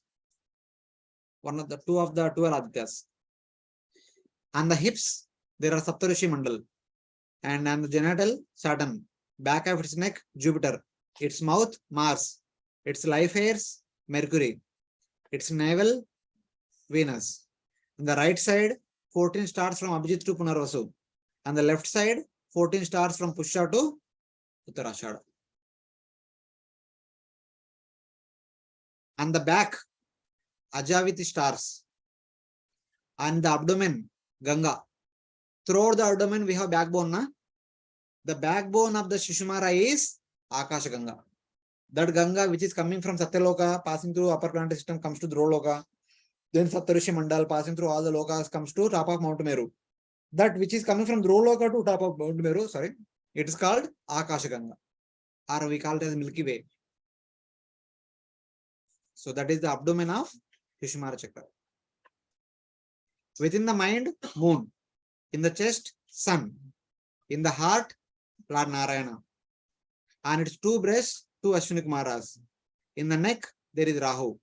On the upper chin, there is Agasti. On the lower chin, there is abode of Yamaraj. All over its body, there are comets. Ketava Sarvangeshu.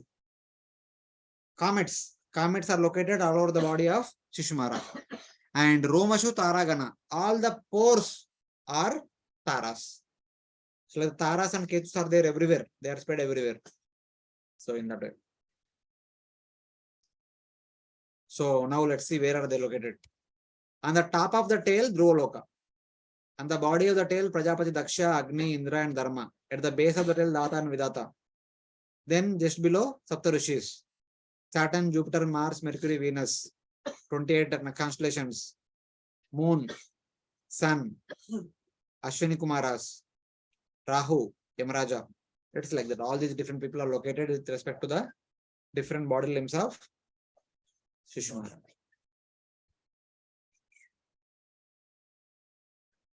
In the heart, Narayana.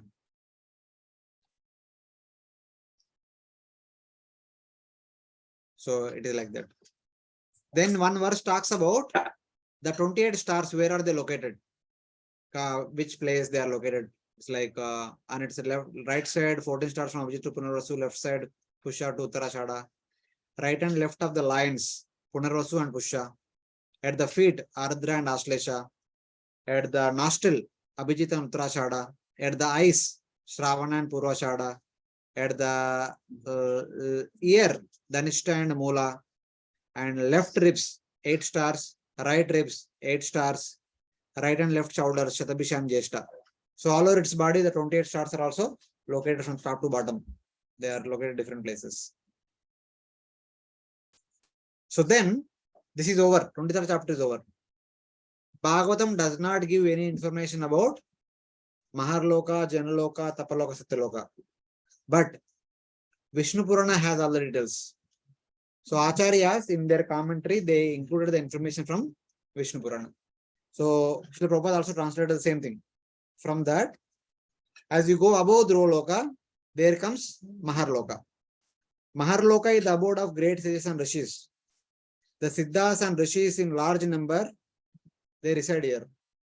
If somebody follows the Vanaprastha duties very strictly, they will be promoted to Maharloka.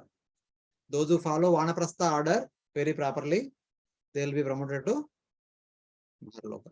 As you go upward, there comes Janaloka. Janaloka is also abode of the great sages and rishis, headed by Bhrigu and the other sons of Lord Brahma. Bhrigu Muni and all lives in Janaloka. Then we go upward, there comes Tapaloka.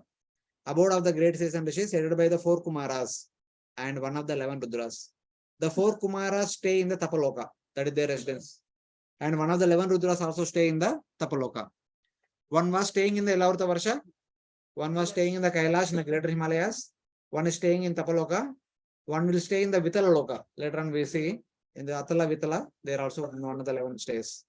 As you go upward, there is Satyaloka. Satyaloka is the abode of Lord Brahma. He resides along with his associates. The Vedas personified and the great sages, they all reside in Satyaloka. So these are the different places where Perfected Vanaprasthas go to Maharloka. Who goes to Janaloka? The three planets. perfected sannyasis. The jnanis and yogis who perfect their sadhana, they go to Janaloka, Tapaloka, Satyaloka. And from there they go to Brahman. Those who are born and brought up there itself, their lifespan is like that of Brahma. But those who go there, they can stay at least one day if they want. Max 1 day of Brahma. 1 day of Brahma. Huh? They want things, it's their choice. They can stay and they can go ahead. Yeah, if they want to move ahead, they can move ahead. If they want to stay there, they can stay there. Prabhuji, sorry if it is out of this one, but out of curiosity, so this when we say Janaloka is where this that path would be going Brahmaloka to find out who is supreme. So it all happened in the Janaloka. Oh, no, it did not happen in Janaloka. In Swarga, the sages are performing, not in Swarga, even here only, Himalayas, the Brahmanas are performing yajna. So Brahma sent Narada Muni. Go and do something. Narada Muni activity is that. So Narada Muni comes and asks, for whose benefit you are doing this? With the yajna book. And some said Brahma, some said Vishnu, some said Shiva. No conclusion. Some said Indra, etc. etc. So we need to ascertain who is that. Then who will ascertain? Bhrigu. The Bhrigu was sent to test all the 3 deities. So it ended. That all happened here only, not there. Of course, it is their permanent residence. Bhrigu and all, they say just stay here. But now and then they come down to do their service. They are the teachers, na? So they'll come down. So now some information from different parts of the Bhagavatam. This is 2nd canto, 2nd chapter 25. The yogi, by practicing Ashtanga Yoga, he raises his prana and gives up this human body and passing through all the different lokas. He reaches Maharloka, Janaloka, Tapaloka, Satyaloka, eventually Brahman. So that is the discussion. Surpassing the navel of Lord Vishnu, the area of Swarga. Navel of Lord Vishnu is the Swarga Loka and especially the Dhruvaloka. With his very subtle, pure body, the yogi alone arrives at the worshipable Maharloka, in which the sages, Brahmavadis, who live for a kalpa, enjoy. Maharloka is the place for the Brahmavadis who live for one day of Brahma, Kalpavasinam. In Brahmaloka, there is no lamentation, no old age, no death, no suffering, no fear, except compassion for the suffering. This is 25th verse. The yogi comes to Maharloka, then passes through Janaloka, Tapaloka, eventually comes to Satyaloka. And they are the characteristics of Satyaloka. On their own, they don't have any problem. But looking at us, they feel pity. That is only suffering they have. The personified form of the Vedas, Upavedas, Nyaya Shastras, Itihasas, Vedangas, Puranas, Samhitas, Yamas, Niyamas, perfected Jnanis and perfected Yogis who had attained Brahmaloka by mixed bhakti, all offered respects to Lord Trivikrama. When Lord Vamana became Trivikrama, along with Brahma, all these personalities offered respects to Lord Trivikrama. That means they all people used to stay there in Brahmaloka. They are all staying in Brahmaloka. So in that way. So personified form of the Vedas, Rigveda, Yajurveda, Samveda, Arunveda, Upavedas, Nyaya Shastras, Itihasas, every Itihasa has a person. Ramayana one person, Mahabharata one person, like that. Vedangas, Puranas, Samhitas, every Vedic literature has a presiding deity. So they are all staying in the Brahmaloka. Vedopaveda Niyama Yamanvitas, Tarketi Asanga Purana Samhita, Echapare Yoga Samira Deepita, Jnana Gnina Randita, Karma Kalpasha. All these people are staying there. Here you see the perfected Jnanis and perfected Yogis who had attained Brahmaloka by mixed bhakti. They were practicing Bhakti Mishra Jnana, Bhakti Mishra Yoga. They eventually attain Brahmaloka. They are staying in that. This is a quick summary of the entire Bhagavatam. Those who practice Grihastha Dharma properly, they will be given entry into Svargaloka. Okay. Those who practice Naishtika Brahmacharya, they go to Brahmaloka. Those who practice Vanaprastha duties properly, they will be going to Maharloka. The Jnani Sannyasi, after passing through Maharloka, Janaloka, Tapaloka, Satyaloka, eventually attains Sahajya Mukti. And Bhagavad Gita chapter 8, path of light, path of darkness. Those who follow path of light, they pass through all the lokas. Sun, other planets, Dhruvaloka, Sargaloka, Maharloka, Janaloka, Tapaloka, Satyaloka. Eventually they go to Brahmaloka. And then to Brahman. And then they do not return. They follow Kramamukti. The path of darkness, they go to Pitraloka or Sargaloka and then return to Bharatavarsha. So these are all different things mentioned in different places. Path of light and path of darkness. In Bhagavad Gita chapter 8 it is mentioned. Those who practice Sakama Karma, they have a desire to go to Pitraloka or Sargaloka. So taking the help of the sun and moon during Dakshinayana time or during the night time or Krishna Paksha and all, they go to Pitraloka or Sargaloka, they enjoy for some time, they come back. But path of light means when sun is going towards Uttarayana, Bhishma waited till Uttarayana began. Because in Uttarayana, if the yogis give up their body, taking the help of sun, they can go all the way up to Dhruvaloka. From there, on their own, they go to Maharloka, Janaloka, Tapaloka, Satyaloka. From there, they go on to Brahman. So they need some assistance to go up and up. So in that way, they take the help of all these deities. So in that way. So after going to my Maharloka and Satyaloka, they go to Brahman. Suppose they don't perfect their life there, then they come back to Earth. No, not like that. It is said, So what is your point? So there are two things. There are three categories of yogis. One yogi who had proper understanding of Brahman, Paramatma and Bhagavan, but they have aspiration towards Brahman. They want to enter into Brahman. So they instantly attain direct to Mukti. They directly go to Sahajya Mukti. Raising the prana from Muladhara Chakra to Ajna Chakra, piercing through Brahmaranda, without looking here and there, they directly go to Brahman. Though so many lokas are coming in, they don't see. And the second category people who had some material desires. Oh, what is this Sargaloka? What is this Maharloka? Scriptures talk about so many things. Like, let me see all these things. They were recommended to meditate upon universal form. While meditating on the universal one, they get to know about all these lokas. Then they are kind of purified. They raise prana all the way up to Ajna Chakra, they pierce through. Then they pass through all the lokas. They go to Svarga Loka, spends 1 month. They don't want to enjoy. They just want to see. Out of curiosity, they want to know what is that. Then they go to Maharloka. They spend some time. If they want, they can go. Otherwise, they can stay there for the rest of the day of Brahma. At the end of the day, they are forced to leave. Otherwise, in between, they want to go, they can go voluntarily. So like that, they pass through all the lokas, then they attain perfection. But they come down. They will not come down. They are the second category of yogis. The third category of yogis, they consider the universal form to be the highest, or Brahma to be the highest authority. They don't accept Lord Vishnu to be the highest authority. They, even though they practice Ashtanga Yoga or Jnana Yoga, by the practice, they may go at the end up to Brahmaloka. Because they have not worshipped Vishnu, they don't have any bhakti in their sadhana, they'll come back. The third category of yogis will come back. The first two category of yogis will go back to Brahman. Directly. Prabhuji, this is all happening in meditation. Yogi is doing or Ashtanga Yoga and Jnana Yoga. Ashtanga and Jnana Yoga. By their sadhana, they will attain Brahman.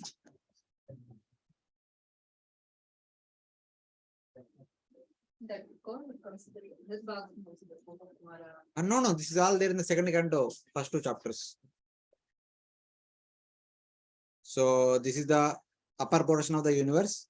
We have discussed about all these things. Maharloka, Janaloka, Tapaloka, Satyaloka. Satyaloka is the abode of Lord Brahma. Are you feeling cold? Can we turn off for some time? I'm sorry, I'm feeling too much cold.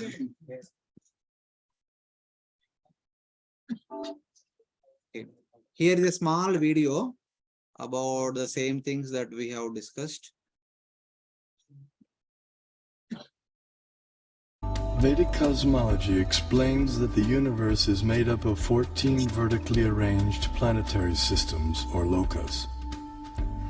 Each system resembles a galaxy and comprises stars, planets, and other celestial bodies.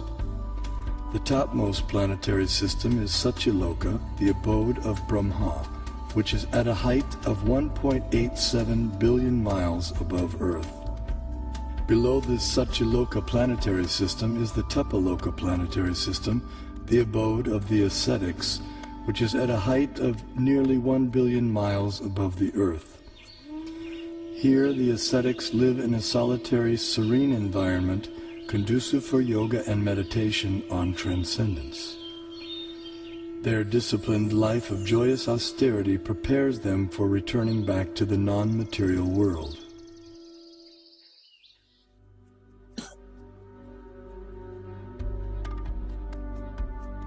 As we move down from Tapaloka, we pass through Maharloka and Janaloka until we reach the Svargaloka planetary system, also known as heaven. So, Vedic something like that. Bhakti Yoga is better than Ashtanga Yoga, we heard. So people, why does Bhakti, people who does Bhakti, which Loka they will go? So those who do Jnana Yoga, Ashtanga Yoga along with Bhakti, they will go to Brahman. Those who do Bhakti, they will go to Vaikuntha. Whichever Vaikuntha they want to go. Goloka Vrindavana, Ayodhya, Dwaraka, Madura, or whichever place. Prabhuji.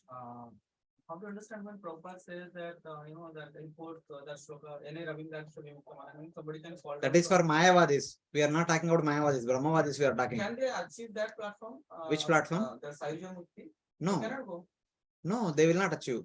From Brahma Jyoti, somebody can follow? No? The Mayavadis are the third category of yogis who do not have any bhakti in their sadhana. Whose understanding is they say Brahma Satyam Jagan Mithya, and they don't give any regards to Bhagavan form. So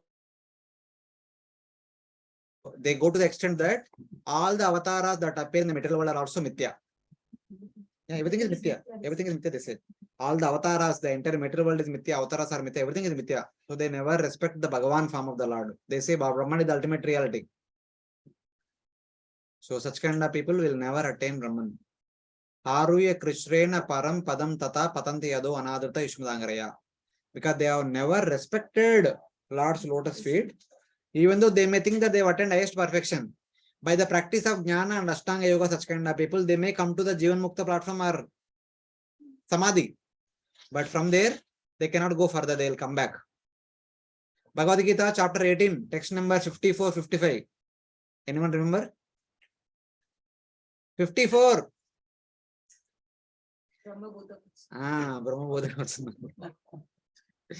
Brahmabhuta Prasannatma na sochati na kankshati samas sarveshu bhuteshu. The final stage of a sadhaka, those who are practicing Bhakti Mishra Jnana or Bhakti Mishra Yoga, for the Jnanis it is called Brahmabhuta platform or Jivan Mukta. For the Yogis it is called Samadhi. What is the nature of the people who come to that place? Brahmabhuta Prasannatma, they are completely satisfied. Na sochati na kankshati. Why they are completely satisfied? Because they realize their Atma. Till the Samadhi state, there is still little identification with the body. At Samadhi or at Jivan Mukta platform, there is no identity with the body. That's why they are completely satisfied. They are called Prasannatma. Na sochati na kankshati. They don't have any desire in relation to anything of this material world. Everything in the material is made up of matter. So now they are self-realized. They have nothing to do with matter.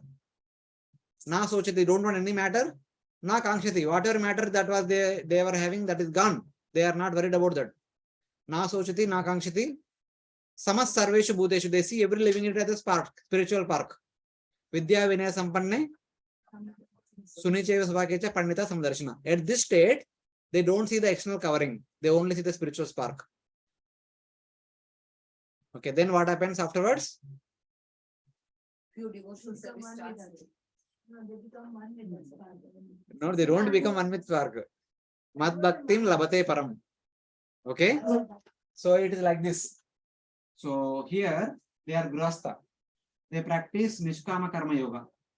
Okay, they are practicing bhakti. I mean, they are practicing karma yoga along with bhakti. Bhakti is secondary, karma yoga is the first. That is nishkama karma yoga. They take renunciation. They enter into vanaprastha. They practice Bhakti Mishra Jnana or yoga. They primarily practice Jnana yoga, Ashtanga yoga along with Bhakti. Then they take sannyas. This is Grostha, Vanaprastha, sannyas. Here also they practice Bhakti Mishra Jnana or Bhakti Mishra yoga. Okay. This is so below this we have Sakama Karma yoga. Below this Vikarma. Okay. This is mode of ignorance. This is mode of passion. And from here to here, mode of goodness. Mode of goodness, the first rung is Nishkama Karma Yoga. Second rung is Vanaprastha order. This is Grahastha, Vanaprastha, Sannyasi. Bhakti Mishra Yoga, Bhakti Mishra Jnana, Bhakti Mishra Jnana. Here at this point, they are called Jivan Muktas or Samadhi.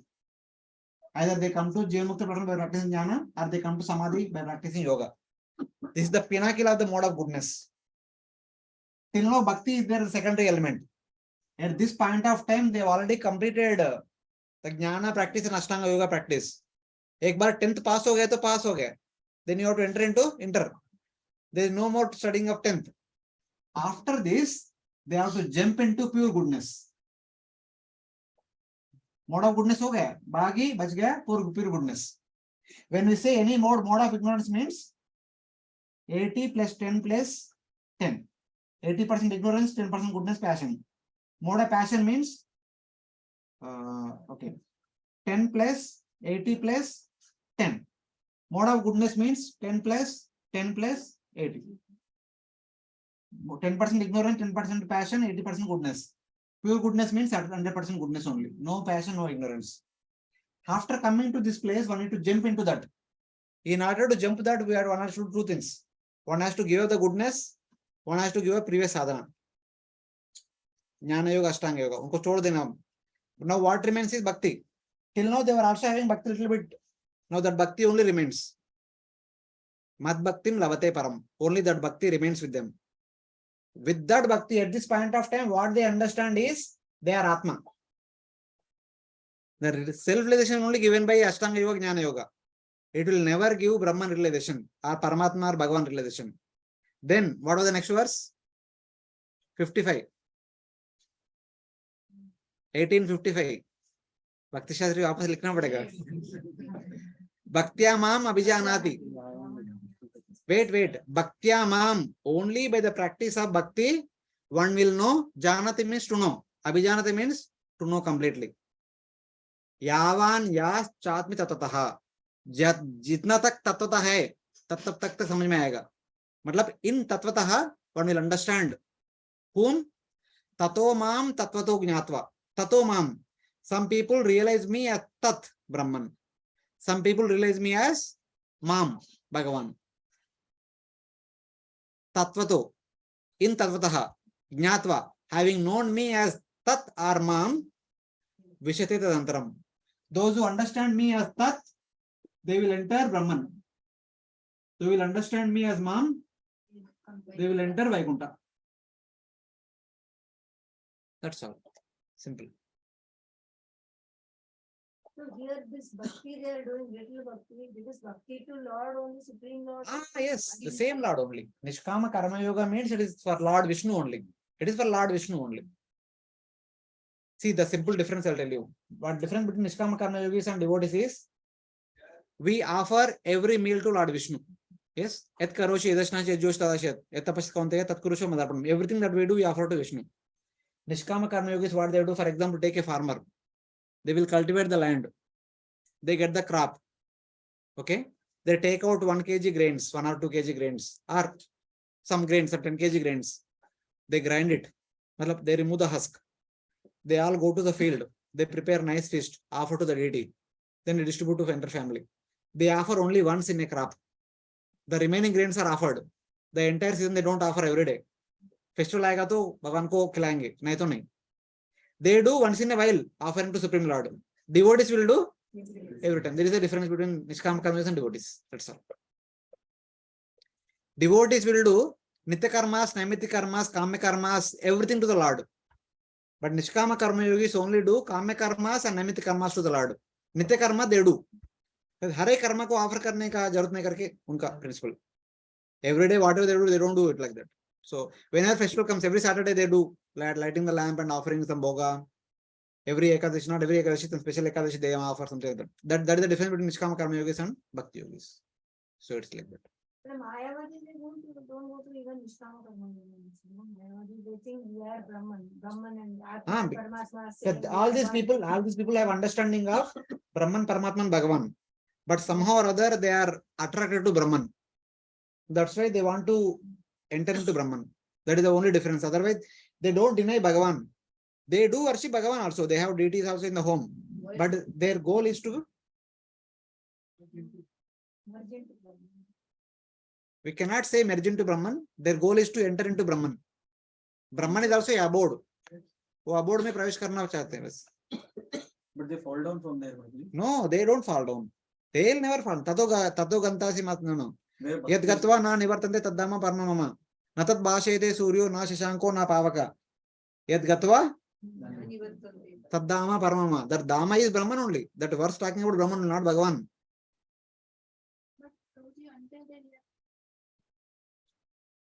But it's No, they have two realizations. Na? Some want to understand Tat, some get Mam. Those who get Mam, they enter into Vaikuntha, they get the Sarishti Mukti or Salokya Mukti.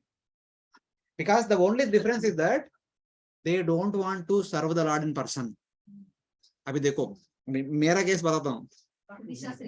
Not Bhakshasri. See, here even temple also, sometimes we are not good at doing some service. When we do that service, what happens? It is trouble to others and trouble to Lord also. If somebody tells me to cook bhoga, that will be very horrible. Is it good service to do? So what I will do? You please do service. I will do whatever I can do. Okay? That is the motive of these people. They say that we don't know how to serve the Lord. Aap devotees, you serve the Lord. We remain idle. Idle means we don't want to trouble the Lord. We don't want to cause the trouble to the Lord. So allowing you to serve the Lord is our service. Giving the opportunity to serve the Lord to all of you is our service. So we remain here as idle and you do service. Seva should happen. If we enter into that seva, Seva will get affected. So that is their mood. So they enter into Brahman. But Prabhupada calls it spiritual suicide also. That is for Mayavadis. Srila Prabhupada never talks about Brahmavadis. Brahmavadis enter into Brahman, they come down. They don't come down. They stay there only. Mayavadis, they deny the existence of the Lord's form. They are in one sense, they are Nastikavadis. Their philosophy is that the Brahman in the mode of ignorance transforms into the universe. The Brahman in the mode of passion transforms into all the living entities. Brahman in the mode of goodness transforms into avatars. So three modes are illusion. The transformations are also illusion. Only Brahma Satya, everything else is Mithya. Because they are denying the existence of the Bhagavan, they don't say that Bhagavan is there in the Paravyoma or in the material world. They deny both. They don't accept Bhagavan either in the spiritual world or in the material world. So they are doing biggest aparadha. So they never attain anything. But Brahmavadis are not like that. Brahmavadis are very good. They accept Bhagavan, but आप सेवा करो, हमको इधर रहना अच्छा है, हमको वो सेवा से दूर रहना अच्छा है. आरती करने के बोलो आरती करेंगे, भोगा बनाने के लिए नहीं होगा. So it's like that. But Brahmabhuta stage, only this Brahmavadis can reach. Mayavadis cannot. Mayavadis may reach to the up to the topmost of this point, but since they don't have bhakti, bhaktyamam abhijanati, only by bhakti one can realize Brahman or Paramatma or Bhagavan. Without bhakti one can never realize Brahman. Without realizing Brahman, how can one enter into Brahman? Tato mam tatvato jnatva. Jnatva is like the past tense. Having understood me in my future as Brahman or Bhagavan, Vishate tad anantaram. Afterward they enter into Brahman or Vaikuntha. Uske bina nahi hoga. But what about the yogis who concentrate on the Paramatman inside? They are concentrating on the. If they are Bhakti Mishra yogi, they enter into Sayuja. If they are just yogis, they do not enter anywhere. They do not go anywhere. They will be moving here only. Brahma Bhuna Loka Punaravartana Arjuna. They go to Brahma Loka, they come back again. They go there because they have performed severe austerities. No? As a result of their severe austerity, they will be given that entry into Brahma Loka. They enjoy there sometime, then they come back. But Prabhuji, in this Brahman, so when they enter Brahmavadis, so they will retain their origin, they will get the Swarupa Siddhi or. Yes, yes. So they- Muktiritva Sarupena Vyavasthiti. Muktitva Anata Rupam Sarupena. That is their Sarupa. That is their mentality. They don't want to cause disturbance in the service. So they stay there. Prabhuji, what service they will do in the no service? They don't want service. They are giving service to others. So that is their service. They are souls. Hmm. If the soul will have some service to the Lord. How will he be Ananda? Yeah. That blissfulness of the soul. Hmm. Brahman and Only the something for Ananda. They will be blissful, but then that blissful thing they will not attain that. See, for us, our Ananda is by serving the Lord. For them, their Ananda is not causing disturbance to the Lord. They remain, they do meditation continuously. Even further also, we have the concept of Smaranam. What is Smaranam? There is no active service involved in the Smaranam. We only meditate upon Nama Rupa Gunalila. They also do the same thing in the Dhyanam. How long we can remain in that position? I mean, is it forever? For the rest of eternity. For the rest of eternity. But there possibility that they later may become a devotee, go to like. If somebody gives you the position that temple tomorrow is your temple president, are you ready to do? I'm just asking you casually, don't take it serious, but huh? No, I'm asking you. Will you do that service of temple president tomorrow onwards? Yeah, why not? You have aspiration. Somebody may say, no, I don't want to do. Mujhe nahi chahiye. That is Brahman. That's all. No, you are getting a higher service, so it is okay. As a service to the Lord, any position, it doesn't matter. Higher. You are attracted to seva. Some people are not like that. Everyone is not like that. Everyone cannot do that. Until the soul has reached the lotus feet of the Lord, until he serves the See, that is the mood of the acharyas. Our acharyas are promoting seva. When acharyas are promoting seva, anything other than seva, they dismiss. But there is no seva in Brahman, then what they do? They dismiss it. Acharyas are promoting seva, they have to promote seva. Other than seva, they have to dismiss. Otherwise, udhar bhi jane ke प्रयास करेंगे लोग. So anyway, in that way. But superior, that's what like everybody and all says, right? This Brahman is much more than the 1 million time, much more than million times. Yes, that is true. I mean, even our acharyas are promoting Golok Vrindavan Seva, not even Vaikuntha Seva. Then, I mean, Brahman say 1 crore times superior is Vaikuntha Seva. Vaikuntha say 1 crore times superior is Goloka. So it's like much way ahead. So it's the mood of the acharyas. We have to appreciate the mood of the acharyas. So in that way. Prabhuji, Shankaracharya lineage is Mayavadi. Mayavada Masashastram Prachannam Baudham Uchite. That lineage is Mayavada. Shankaracharya is a Shiva. Sure. He had been sent by Lord Vishnu personally. Because that was the time many asuras have taken birth in the Brahmanas families. To deviate them from the regular stream of sadhana, Lord Vishnu sent Lord Shiva, do the needful. So he kind of diverted them to different side. Like that, Vishnu Purana said that like that we have heard. But how is it followers deviated so much from this? Shankaracharya himself, he is a great. He himself is a great devotee, Yeah. but that devotional principle did not teach to everyone. Whatever he taught to the people according to their qualification, he has given that Mayavada principles, and then eventually they became more and more popular, and then they expanded more and more. Yes, yes. You are supposed to. Yeah. So Prabhuji, this Brahmavadis basically, but they do have the conception clear that there is Paramatma and Bhagavan teacher. Yes, yes. They understand all the three. But their choice is to remain in Brahman. Yeah, their choice is to remain in Brahman. Prabhuji, any example of Brahmavadis? Like Shankaracharyas are Mayavadis, who are Brahma? All the sages are Brahmavadis. Vashishta, Pulaha, No, Kratu, yeah, all these are. In and around. I don't know. I don't know. Because we don't hear others so much. Okay. So in that way we don't know. We happen to meet those Brahmavadis, we also follow that, because actually that is how it is. We have got this pure bhakti path, we are following that, we believe it and then we have faith. Yes. Whereas some people might get, go into that. Yes. They happen Even to meet us. the same thing, like so many followers are there. What is their fault? They came in touch with, such people where they are teaching us. What makes them to come in touch with such kind of people? Is it accidental? That's what. No, it's not accidental. It is based on our past karmas, past sukruti and all. So that's what they want, that's what they get. We also have come to this place. It is because of some bhakti or Yeah. some Some sukruti one had performed in the past life, as a result of that come in contact with the devotees. Hare Krishna, we are studying 5th canto, not Brahmavada Mayavada today. So leave it. See one thing, you see, normally our acharyas, they never recommend any talk about Brahman or Mayavada and all. Many places, those scriptures talking about Brahmavada, Prabhupada and all translates in terms of Mayavada and then condemns Mayavada. That is the mood of the acharyas, Prabhupada or previous acharyas. But some of the previous acharyas, when concepts were very clear, they elaborate on what is Brahmavada, what is Mayavada, like Chakravarti and all. But today, there is no clear-cut distinction outside. Even throughout Bhagavad Gita, many places, Bhagavad Gita is talking, Krishna is talking about karma, jnana, yoga. But Prabhupada never talks about any of those things. From the beginning to end, he only talks about bhakti only. Because now things are no arch-patch. Even if we tell, there is no capacity to understand about them. So, best out of bad bargain. Path open it. You want to go to Brahman, you can go. If you Yes, want to go yes, to yes, yes, yes, yes. Krishna also said, like, you do whatever you want. Arjuna. Yeah, He explained everything. yes, that is there. Everything is clear.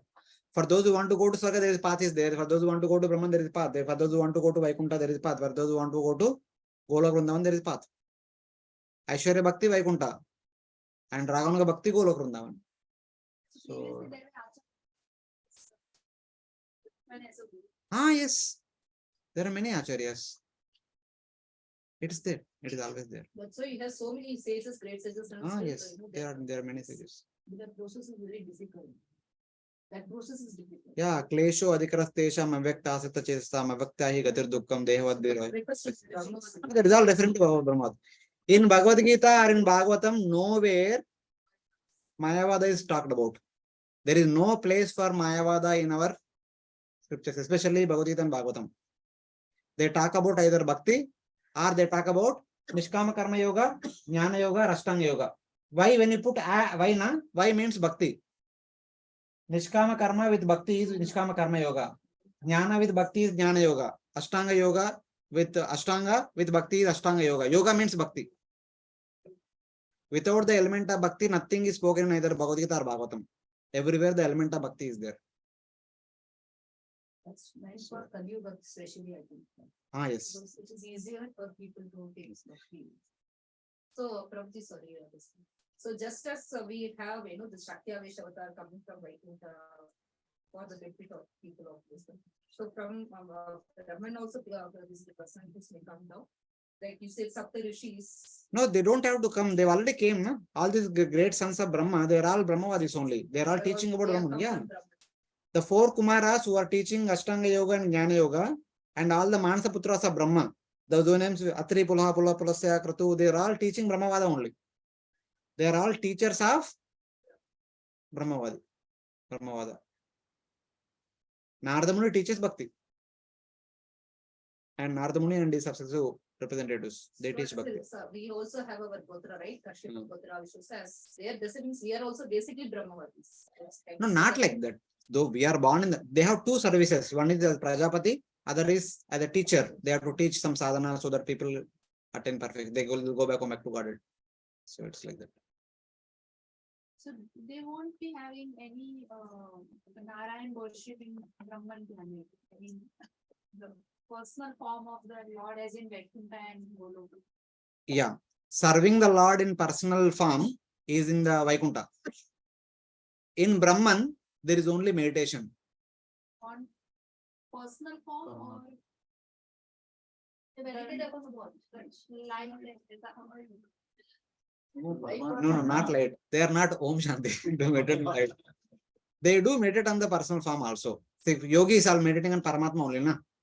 You remember 28th chapter of the 3rd canto. They are meditating on Paramatma's form limb by limb and also meditating on pastimes also. So it's like that. See, the only difference is that they only want to meditate, sit and meditate on the pastimes. They don't want to cause disturbance in the seva. Direct service is not there.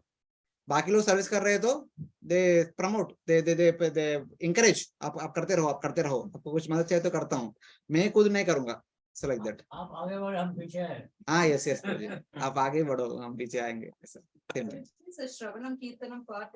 even what to speak of that, even those who go to Vaikuntha also have 4 muktis, Salokya, Sarishti, Samipya, Sarupya. Out of the 4, only 2 have personal service, other 2 also don't have personal service. Salokya and Sarishti, they don't have direct service. They can do indirect service. They are also there in Vaikuntha, but in the suburban area, very far. Samipya and Sarupya are only staying very close proximity. They get to serve the Lord day in day out. The other 2 are at far distance. They may sponsor for a festival, something like that. They don't get to serve the Lord every day. Every now and then. Maybe on occasion they get service. So it's like that. Even within Vaikuntha also, everyone does not have service. Some people have direct service every day. Some people have indirect service regularly, but direct service only occasionally. For the 2, Salokya and Sarishti. So it's like that. And this is all based on desire. Based on one's desire. Whatever one wants to do, Lord provides that. Brahmavadi is engaged in deity worship. No, they do Manasa Puja. No direct deity worship. They do Manasa Puja. In the contemplation, they do deity worship. But physically, they don't. But here, when they are practicing the Jnana and Kanishkama Karma, they may do deity worship, ritualist deity worship. But when they enter into Vanaprastha Sannyas, they don't practice deity worship. As a Grihastha, they may practice deity worship. As part of Nishkama Karma Yoga, in their home, they might have deity worship. That is occasional deity worship, not regular. In our homes, regularly we do. Normal people in general in India, every Saturday they do definitely, but not every day. So that is Nishkama Karma Yoga, in one sense. They treat deity as a means to reach that point.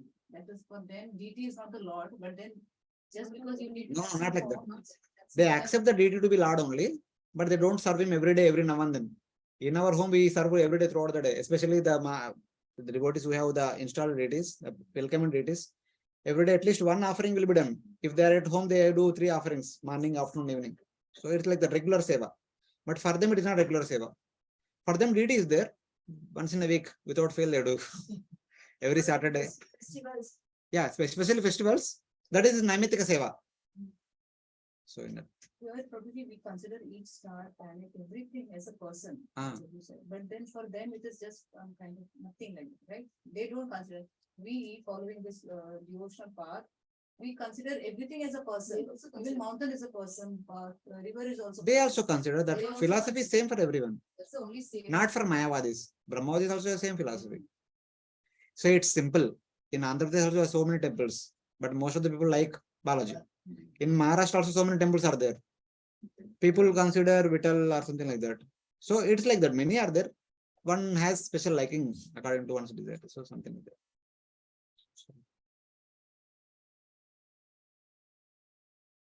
When Shankaracharya appeared, he spread Mayavad. Suppose the people at that time needed it. But why couldn't Shankaracharya convert them into Brahmavadis or devotees by teaching them? It seems that they don't have the receptivity during that time. That's why he did not do it. So that's how we have to understand. Just like Christ did not explain everything. Everything. Yeah. Whatever they needed, that's what they give. But Shankaracharya himself wrote all these Ashtakams. So he gave Bhajagovindam. He gave Bhajagovindam, they understood different way, we understand different way. So it depends on Patrata. So in that way. Okay, we'll do one small topic. This is a conclusion for today and we'll close. This is the what you can say? Not essence. Yeah, tip of the iceberg or something like that. So where the, yeah, you see, here is Satyaloka. After Satyaloka, this is the universal covering. So from Satyaloka to universal covering, there is some intermediate gap is there, na? Yeah. So about that we'll discuss. Universal covering begins 16.2 million yojanas above Satyaloka. That much gap is there in between. In this free space, there is Mahavaikuntha, which is created by Lord Vaikuntha to please Lakshmi, the goddess of fortune. This Lord Vaikuntha is the son of Shubhra and Vikunta, which was mentioned in 8.5.4-5, 4-6. So what happened? While describing different Manvantaras, during the 5th Manvantara, the Manvantara Avatara appeared the son of Shubhra and Vikunta. Since he is Vikunta's son, is called Vaikuntha. Of course, he is Lord of Vaikuntha. So after marrying Mother Lakshmi, of course, common feature, Shadi ke baad ghar chahiye. So after marriage, Lord had invited Vaikuntha from Paravyama to the material world. It was actually in the Vaikuntha spiritual world. He brought it into the material world. And that is where they stayed. The 5th Manvantara Avatara for the 5th Manu period. About that Vaikuntha, the description comes in the 3rd canto, chapter 15 and 16, where 4 Kumaras wanted to have darshan of Lord Vishnu. That is where they went. This is located just above Satyaloka. And it is also mentioned in the 2nd canto, 5th chapter, text number 38-39. Above Satyaloka is Lord's eternal abode, known as Vaikuntha. Burloka Kalpita Padbyam. Bhuloka and lower 7 planet systems are considered to be the 2 legs of the universal form. Bhuvarloka se Nabita. Bhuvarloka is the navel portion. Hruda Svarloka, the heart portion is Svargaloka. Urasa Maharloka, chest is Maharloka. Grivyam Janaloka. Janaloka is here. Tapaloka Stanadvayam. The 2 lips is Tapaloka. Murdabi Satyaloka. The forehead is Satyaloka. 2, but all these are part of the material world. But Brahmaloka means not Brahma's Loka. It is abode of Brahman, Paramatma and Bhagavan. Here Brahma stands for Brahman, Paramatma and Bhagavan. Brahma Loka Sanatana. The eternal abode of the absolute truth Brahman, Paramatma, Bhagavan is located just above Satyaloka. That refers to this Vaikuntha. This Vaikuntha.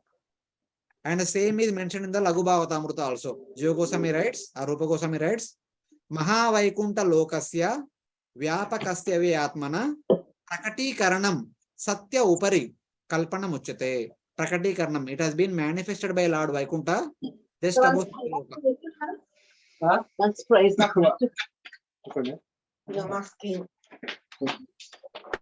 First time when Brahmani goes and does the Wait. So this is our 14 planet systems. Here we have Satyaloka, which is the abode of Lord Brahma. Just above the abode of Brahma is the Vaikuntha, where the 4 Kumaras went to have darshan of Lord Vishnu. That abode is here. The description of that abode is mentioned in the 3rd canto. So 4 Kumaras wanted to go in. 6th gate they passed. 7th gate Jaya Vijaya stopped. And Lord himself came and gave darshan to 4 Kumaras.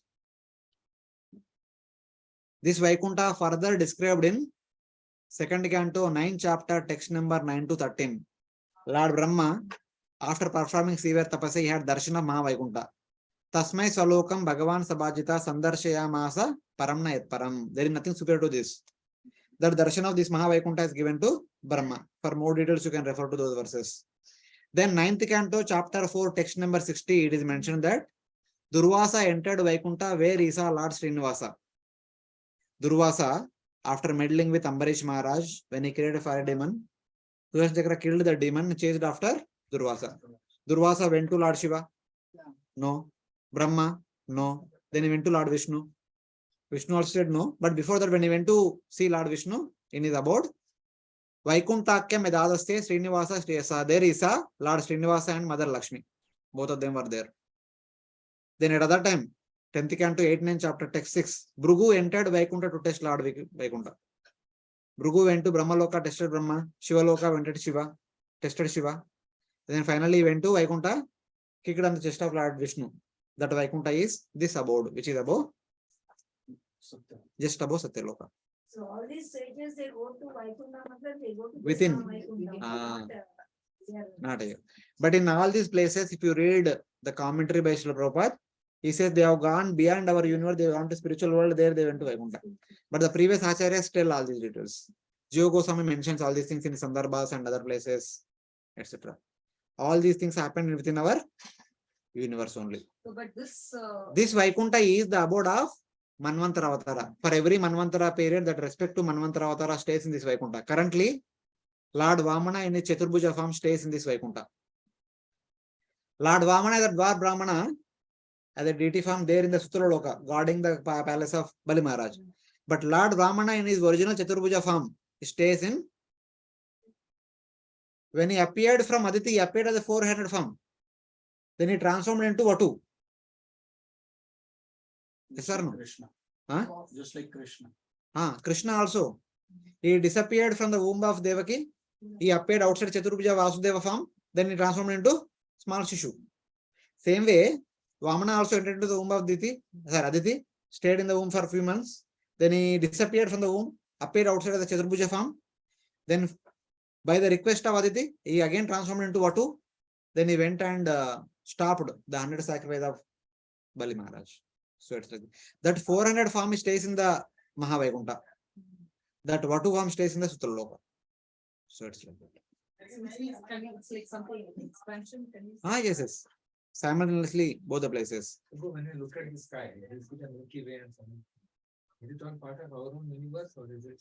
Everything is our universe, Prajay. We can't see anything outside our universe. We can't see anything outside our universe. Everything that we see is within our universe only. So all these nebula and whatever. Everything is within our universe. They are all devatas, abodes of devatas. So in that way, this is the darshan given to Lord Brahma, Darshana Mahavaikuntha. Lord is served by many people. This is also Mahavaikuntha given to Brahma. That comes that Second the and 9th material chapter. elements taking the forms or that comes in this. They are also there, but the many Vaikuntha Vasis are serving the Lord. Yeah. This is about our Durvasa. Durvasa, fiery demon, Ambarish Maharaj, Sudarshan Chakra, Durvasa entered into Vaikuntha, Srinivasa, Shriyasaha. After the test of that Bhrigu Muni, in this Vaikuntha, who are called Srinivasa and Shriya. Later on, that's Lakshmi came down to Kolhapur to atone for the offense. And Lord Srinivasa came down to Tirumala Tirupati. And he remained there at Tirumala Tirupati. But he is there also, he is there also. Here is their deity form, there is there in personal form. Both the places is But there. here he is in that he's in the Deity form. Like, There is always in Anushisha. even the Mahavaikuntha also. There is Maharaj, but it shows in Bhagavatam. He showed the Satyaloka. This is about the universal Maharaj. So this is the place where Mahavaikuntha is there. This is Satyaloka. That is outside the universe. That we don't know. That none of us know that. One has to go there to see how it is. Prabhuji, the Sri Sampradayas, no, they talk about the 100 Divyadesas, Ah, and they say 106 Divyadesas can be covered in this body. hmm. 2 Divyadesas can be covered only when we come out of the. One is Kshiradinathan, the Kshirodakshaya Vishnu. Other one is Paramapadanathan, that is Mahavishnu. Mahavishnu, who is there in the Vraja river. So not this. No, not this. One is Kshirodakshaya Vishnu, other one is Paramapadanathan outside. Even Brahmanda. Yes. Palakadali is Kshirodakshaya Vishnu. Yeah. Paramapadanathan is Mahavishnu. Kadal means ocean. Kadali is ocean, Pala means milk. Nothing outside the universe. We are only studying inside the universe. So, Prabhuji, which means this Mahavaikuntha, it came into, I mean, it manifested only after the fifth. No, it was there also. At the end of every manvantara, that again unmanifest. When the new avatara comes, he again remanifests. So, apna is desire ke anusar change karte hain na. In our brahmachari ashram also, when rooms are allocated to any brahmachari, when they are there, room setup is like that. When the room is given to somebody else, they change everything. We have always start trouble because I'm in maintenance department. So every time when brahmachari changes the room, we have to re-change everything. They want table here, they want lights here, this, there, here, everything we have to redo. So it's a common feature. Like that, when Lord changes, the different attributes of the Vaikuntha also changes. So is it Same that this Kshirodakshaya Vishnu, is he taking that form of that Vaikuntha? No, he is different. Manvantara Avatara, he comes. He comes. See, here is the diagram. That Mahavaikuntha diagram is there. This is the Mahavaikuntha. This is Satyaloka, Tapaloka, Janaloka, Maharloka, Dhruvaloka. These are all Swargaloka. This is Bhuloka. Lower 7 planetary systems. Narakaloka, Ashtadikaja, Shesha, Kurma. One is at the lowest region, and another is the upper. What is lowest region? Garbhodaka Vishnu is lying just below the. Udhar kuch nahi. Garbhodaka Vishnu is there, Ananta is. That is not Vaikuntha. He is there. Mother Lakshmi is there. Ananta is there. That's all. No one else is there. Yeah, the Lord Garbhodaka is not there. He is there, but no one else is there. Yeah. That is not Vaikuntha. He is there. That's all. Just there. Vaikuntha means Lord will be there and devotees also will be there. Devotees ke bina Vaikuntha nahi hoga. That's it. So he's there. There are 3 Vaikunthas. One is in Dhruvaloka. Dhruvaloka is here, na? One Vaikuntha in Dhruvaloka, one Vaikuntha just above Satyaloka. One Vaikuntha is above Loka mountain. 3 Vaikunthas are there. You said Dhruvaloka is there, but then that is what I was told. Dhruvaloka is the one small part you said Lord is there residing. That is Dhruvaloka only. In Dhruvaloka, there is a ocean, milk ocean. 3 only, Mataji. So one is that you said the top. This is one. Yeah. And then This is where Manvantara Avatara stays. Yeah, one at Dhruvaloka. In the Dhruvaloka, the Guna Avatara stays. Yes. So then Loka. Above Loka mountain, 3rd one. Lord Harishad. Is also there. It is not Vaikuntha. Not Vaikuntha, but the Lord is residing. Lord can be there. It is not Vaikuntha. Vaikuntha means the devotee should be there.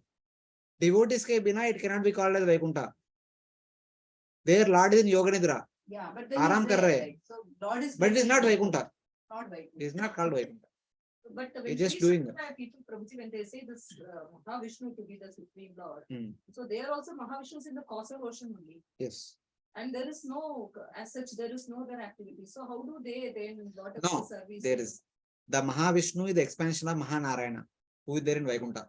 They don't see any distinction between Mahavishnu and Mahanarayana. Both are same in one sense. So in that way, Narayana is Narayana is the ultimate Lord. one you said Prabhuji in heart of Shishumara. That is what actually we said.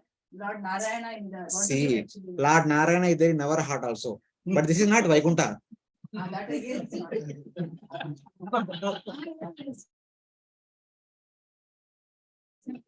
I'm sorry. Lord Narayana is everywhere. Andantarastha, Paramanucha, Antarastham. He is there within every atom and the gap between 2 atoms also. Andantarastha, Paramanucha, Antarastha. He is there in Brahmanda, Garbhodakshaya Vishnu. He is there in each and every Paramatma. He is there the gap between the 2 Paramatmas, 2 Paramanus also. But that is not Vaikuntha. Vaikuntha means Lord is there with Mother Lakshmi and unlimited devotees.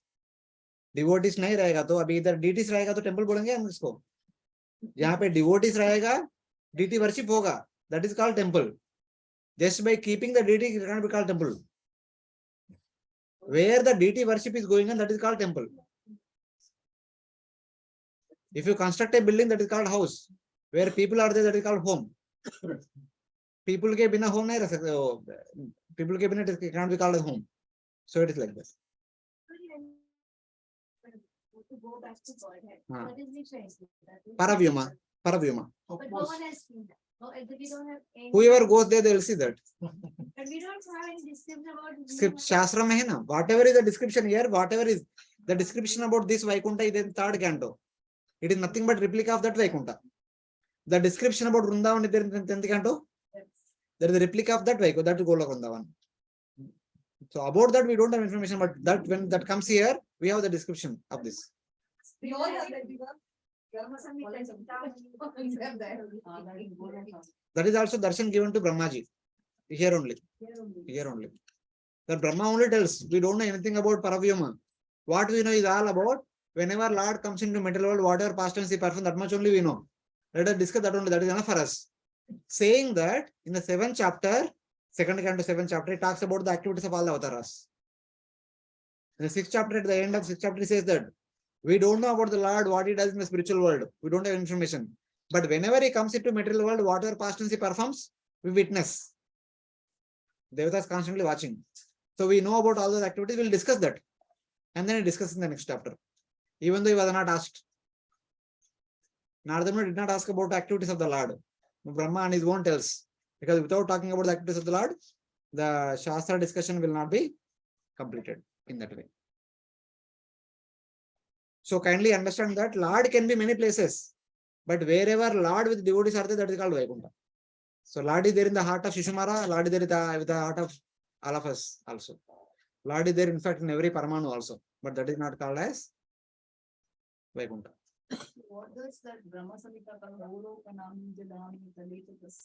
That is outside. That is the Paravyama. Devi is The material world is Devi Dham. Devi Dham. All the material universes are all called material. And Mahesh Dham is Brahman. Brahman. In Brahman, Lord Shiva resides as Sadashiva. So Goloka, Brahman and Devi Dham. Goloka, then Vaikuntha, then Brahman, then material worlds, material universes. Pradhan. So it's like that. So Prabhuji, like this entry to this Dhruva Ah. that is not for ordinary peace, right? According to Sri Vaishnavas, the understanding of Sri Vaishnavas is that when a devotee practices bhakti properly, when they perfect their life, they will go to one of these 3 Vaikunthas. They will serve the Lord there till the end of the day of Brahma. At the end of the day of Brahma, when all these things are unmanifested, then they will go back to Paravyama along with the Supreme Lord. So it is like that. And which Vaikuntha depends on their Liking, which form of the Lord they want to serve. If they want to serve Manvantara Avatar, they go to this Mahavaikuntha where cursor is there. If they want to serve Krishna, they go to here. If they want to serve Lord Hari. They have 3 forms of the Lord also, like Nindra, Nadanda, Pidanda, they say, like sitting form, standing form, and lying form. So these people, they were referred to these 3. I don't know, maybe. Prabhuji. That much amount of lifespan will be given for that individual?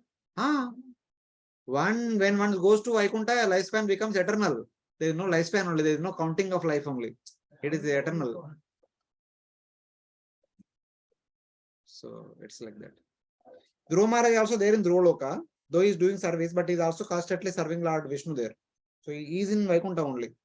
Tato Gantasi na nivartate. That's what Lord Vishnu himself said. Having gone there, you will never return again. So who goes to either of these 3 Vaikunthas, they will not come back. They will not come back. But the Devatas and all, as we Brahma and all approach the Shiro, the side. Because he is the Gunavatara. He is the responsible for maintenance of the entire universe. Whenever there is some conflict, they approach Kyoksha Vishnu. The Vaikuntha that is there in this within this universe, they are not of matter, no Prabhuji. They has to be spiritual. They are spiritual. So there might be some kind of a cloud-like thing which is just spiritual. I mean, how is it that between the universe which is completely material, and within that? See, what to speak, forget about all these things. Yeah. Bombay, big city of Bombay is there. Within that Bombay, we have 3-4 temples. Mira Road Temple, Juhu Temple, Karagar Temple, Chowpatty Temple.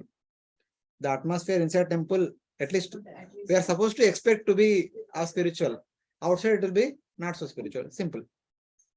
This is also in Mumbai only, but here the atmosphere, the mood of the devotees is expected to be selfless service. Outside, selfish. So in that, something like that. So these Vaikunthas are there in the material world only, but they are not touched by the material modes. So in that. It's like Prabhupada right says, right? It's like embassy, like just Ah. as we have embassies. Embassies, yeah, that gives. But in all these places, Prabhupada never says these are inside the universe. He said that Durvasa Muni, 4 Kumara, they crossed the 7 layers and they went to spiritual world. That's what Prabhupada he always also says that. thought, Because Prabhupada does not enter into technical details. Because Prabhupada does not enter into so many details. He just simply says, oh, Vaikuntha is spiritual world and we are here in the material world and only bhakti. No karma, jnana, yoga, no Brahman, no this, no this, no this. He does not introduce many things to confuse people. He does one thing, just practice bhakti, forget about all the things and then go back to Godhead in the spiritual world. Normally also we generally thought Vaikuntha is after this. Ah. This is the normal. This is for the Bhakti Vaibhav students who come to 5th canto after studying 4 cantos. Not for everyone. Okay. Hare Krishna, devotees online, what happened? I don't know. We are talking and all of you are there are getting bored. Yes, Prabhuji, we are there. Okay. Any questions? Finally close. We are closing for today. Any questions? No problem. Okay, okay. So thank you very much for joining. We'll continue next Sunday. Hare Krishna. Gantra Srimad Bhagavatam ki. Srila Prabhupada Thank you very ki. much. Mantakoti Hare Vaishnava. Krishna. Dandavat. Thank you so much.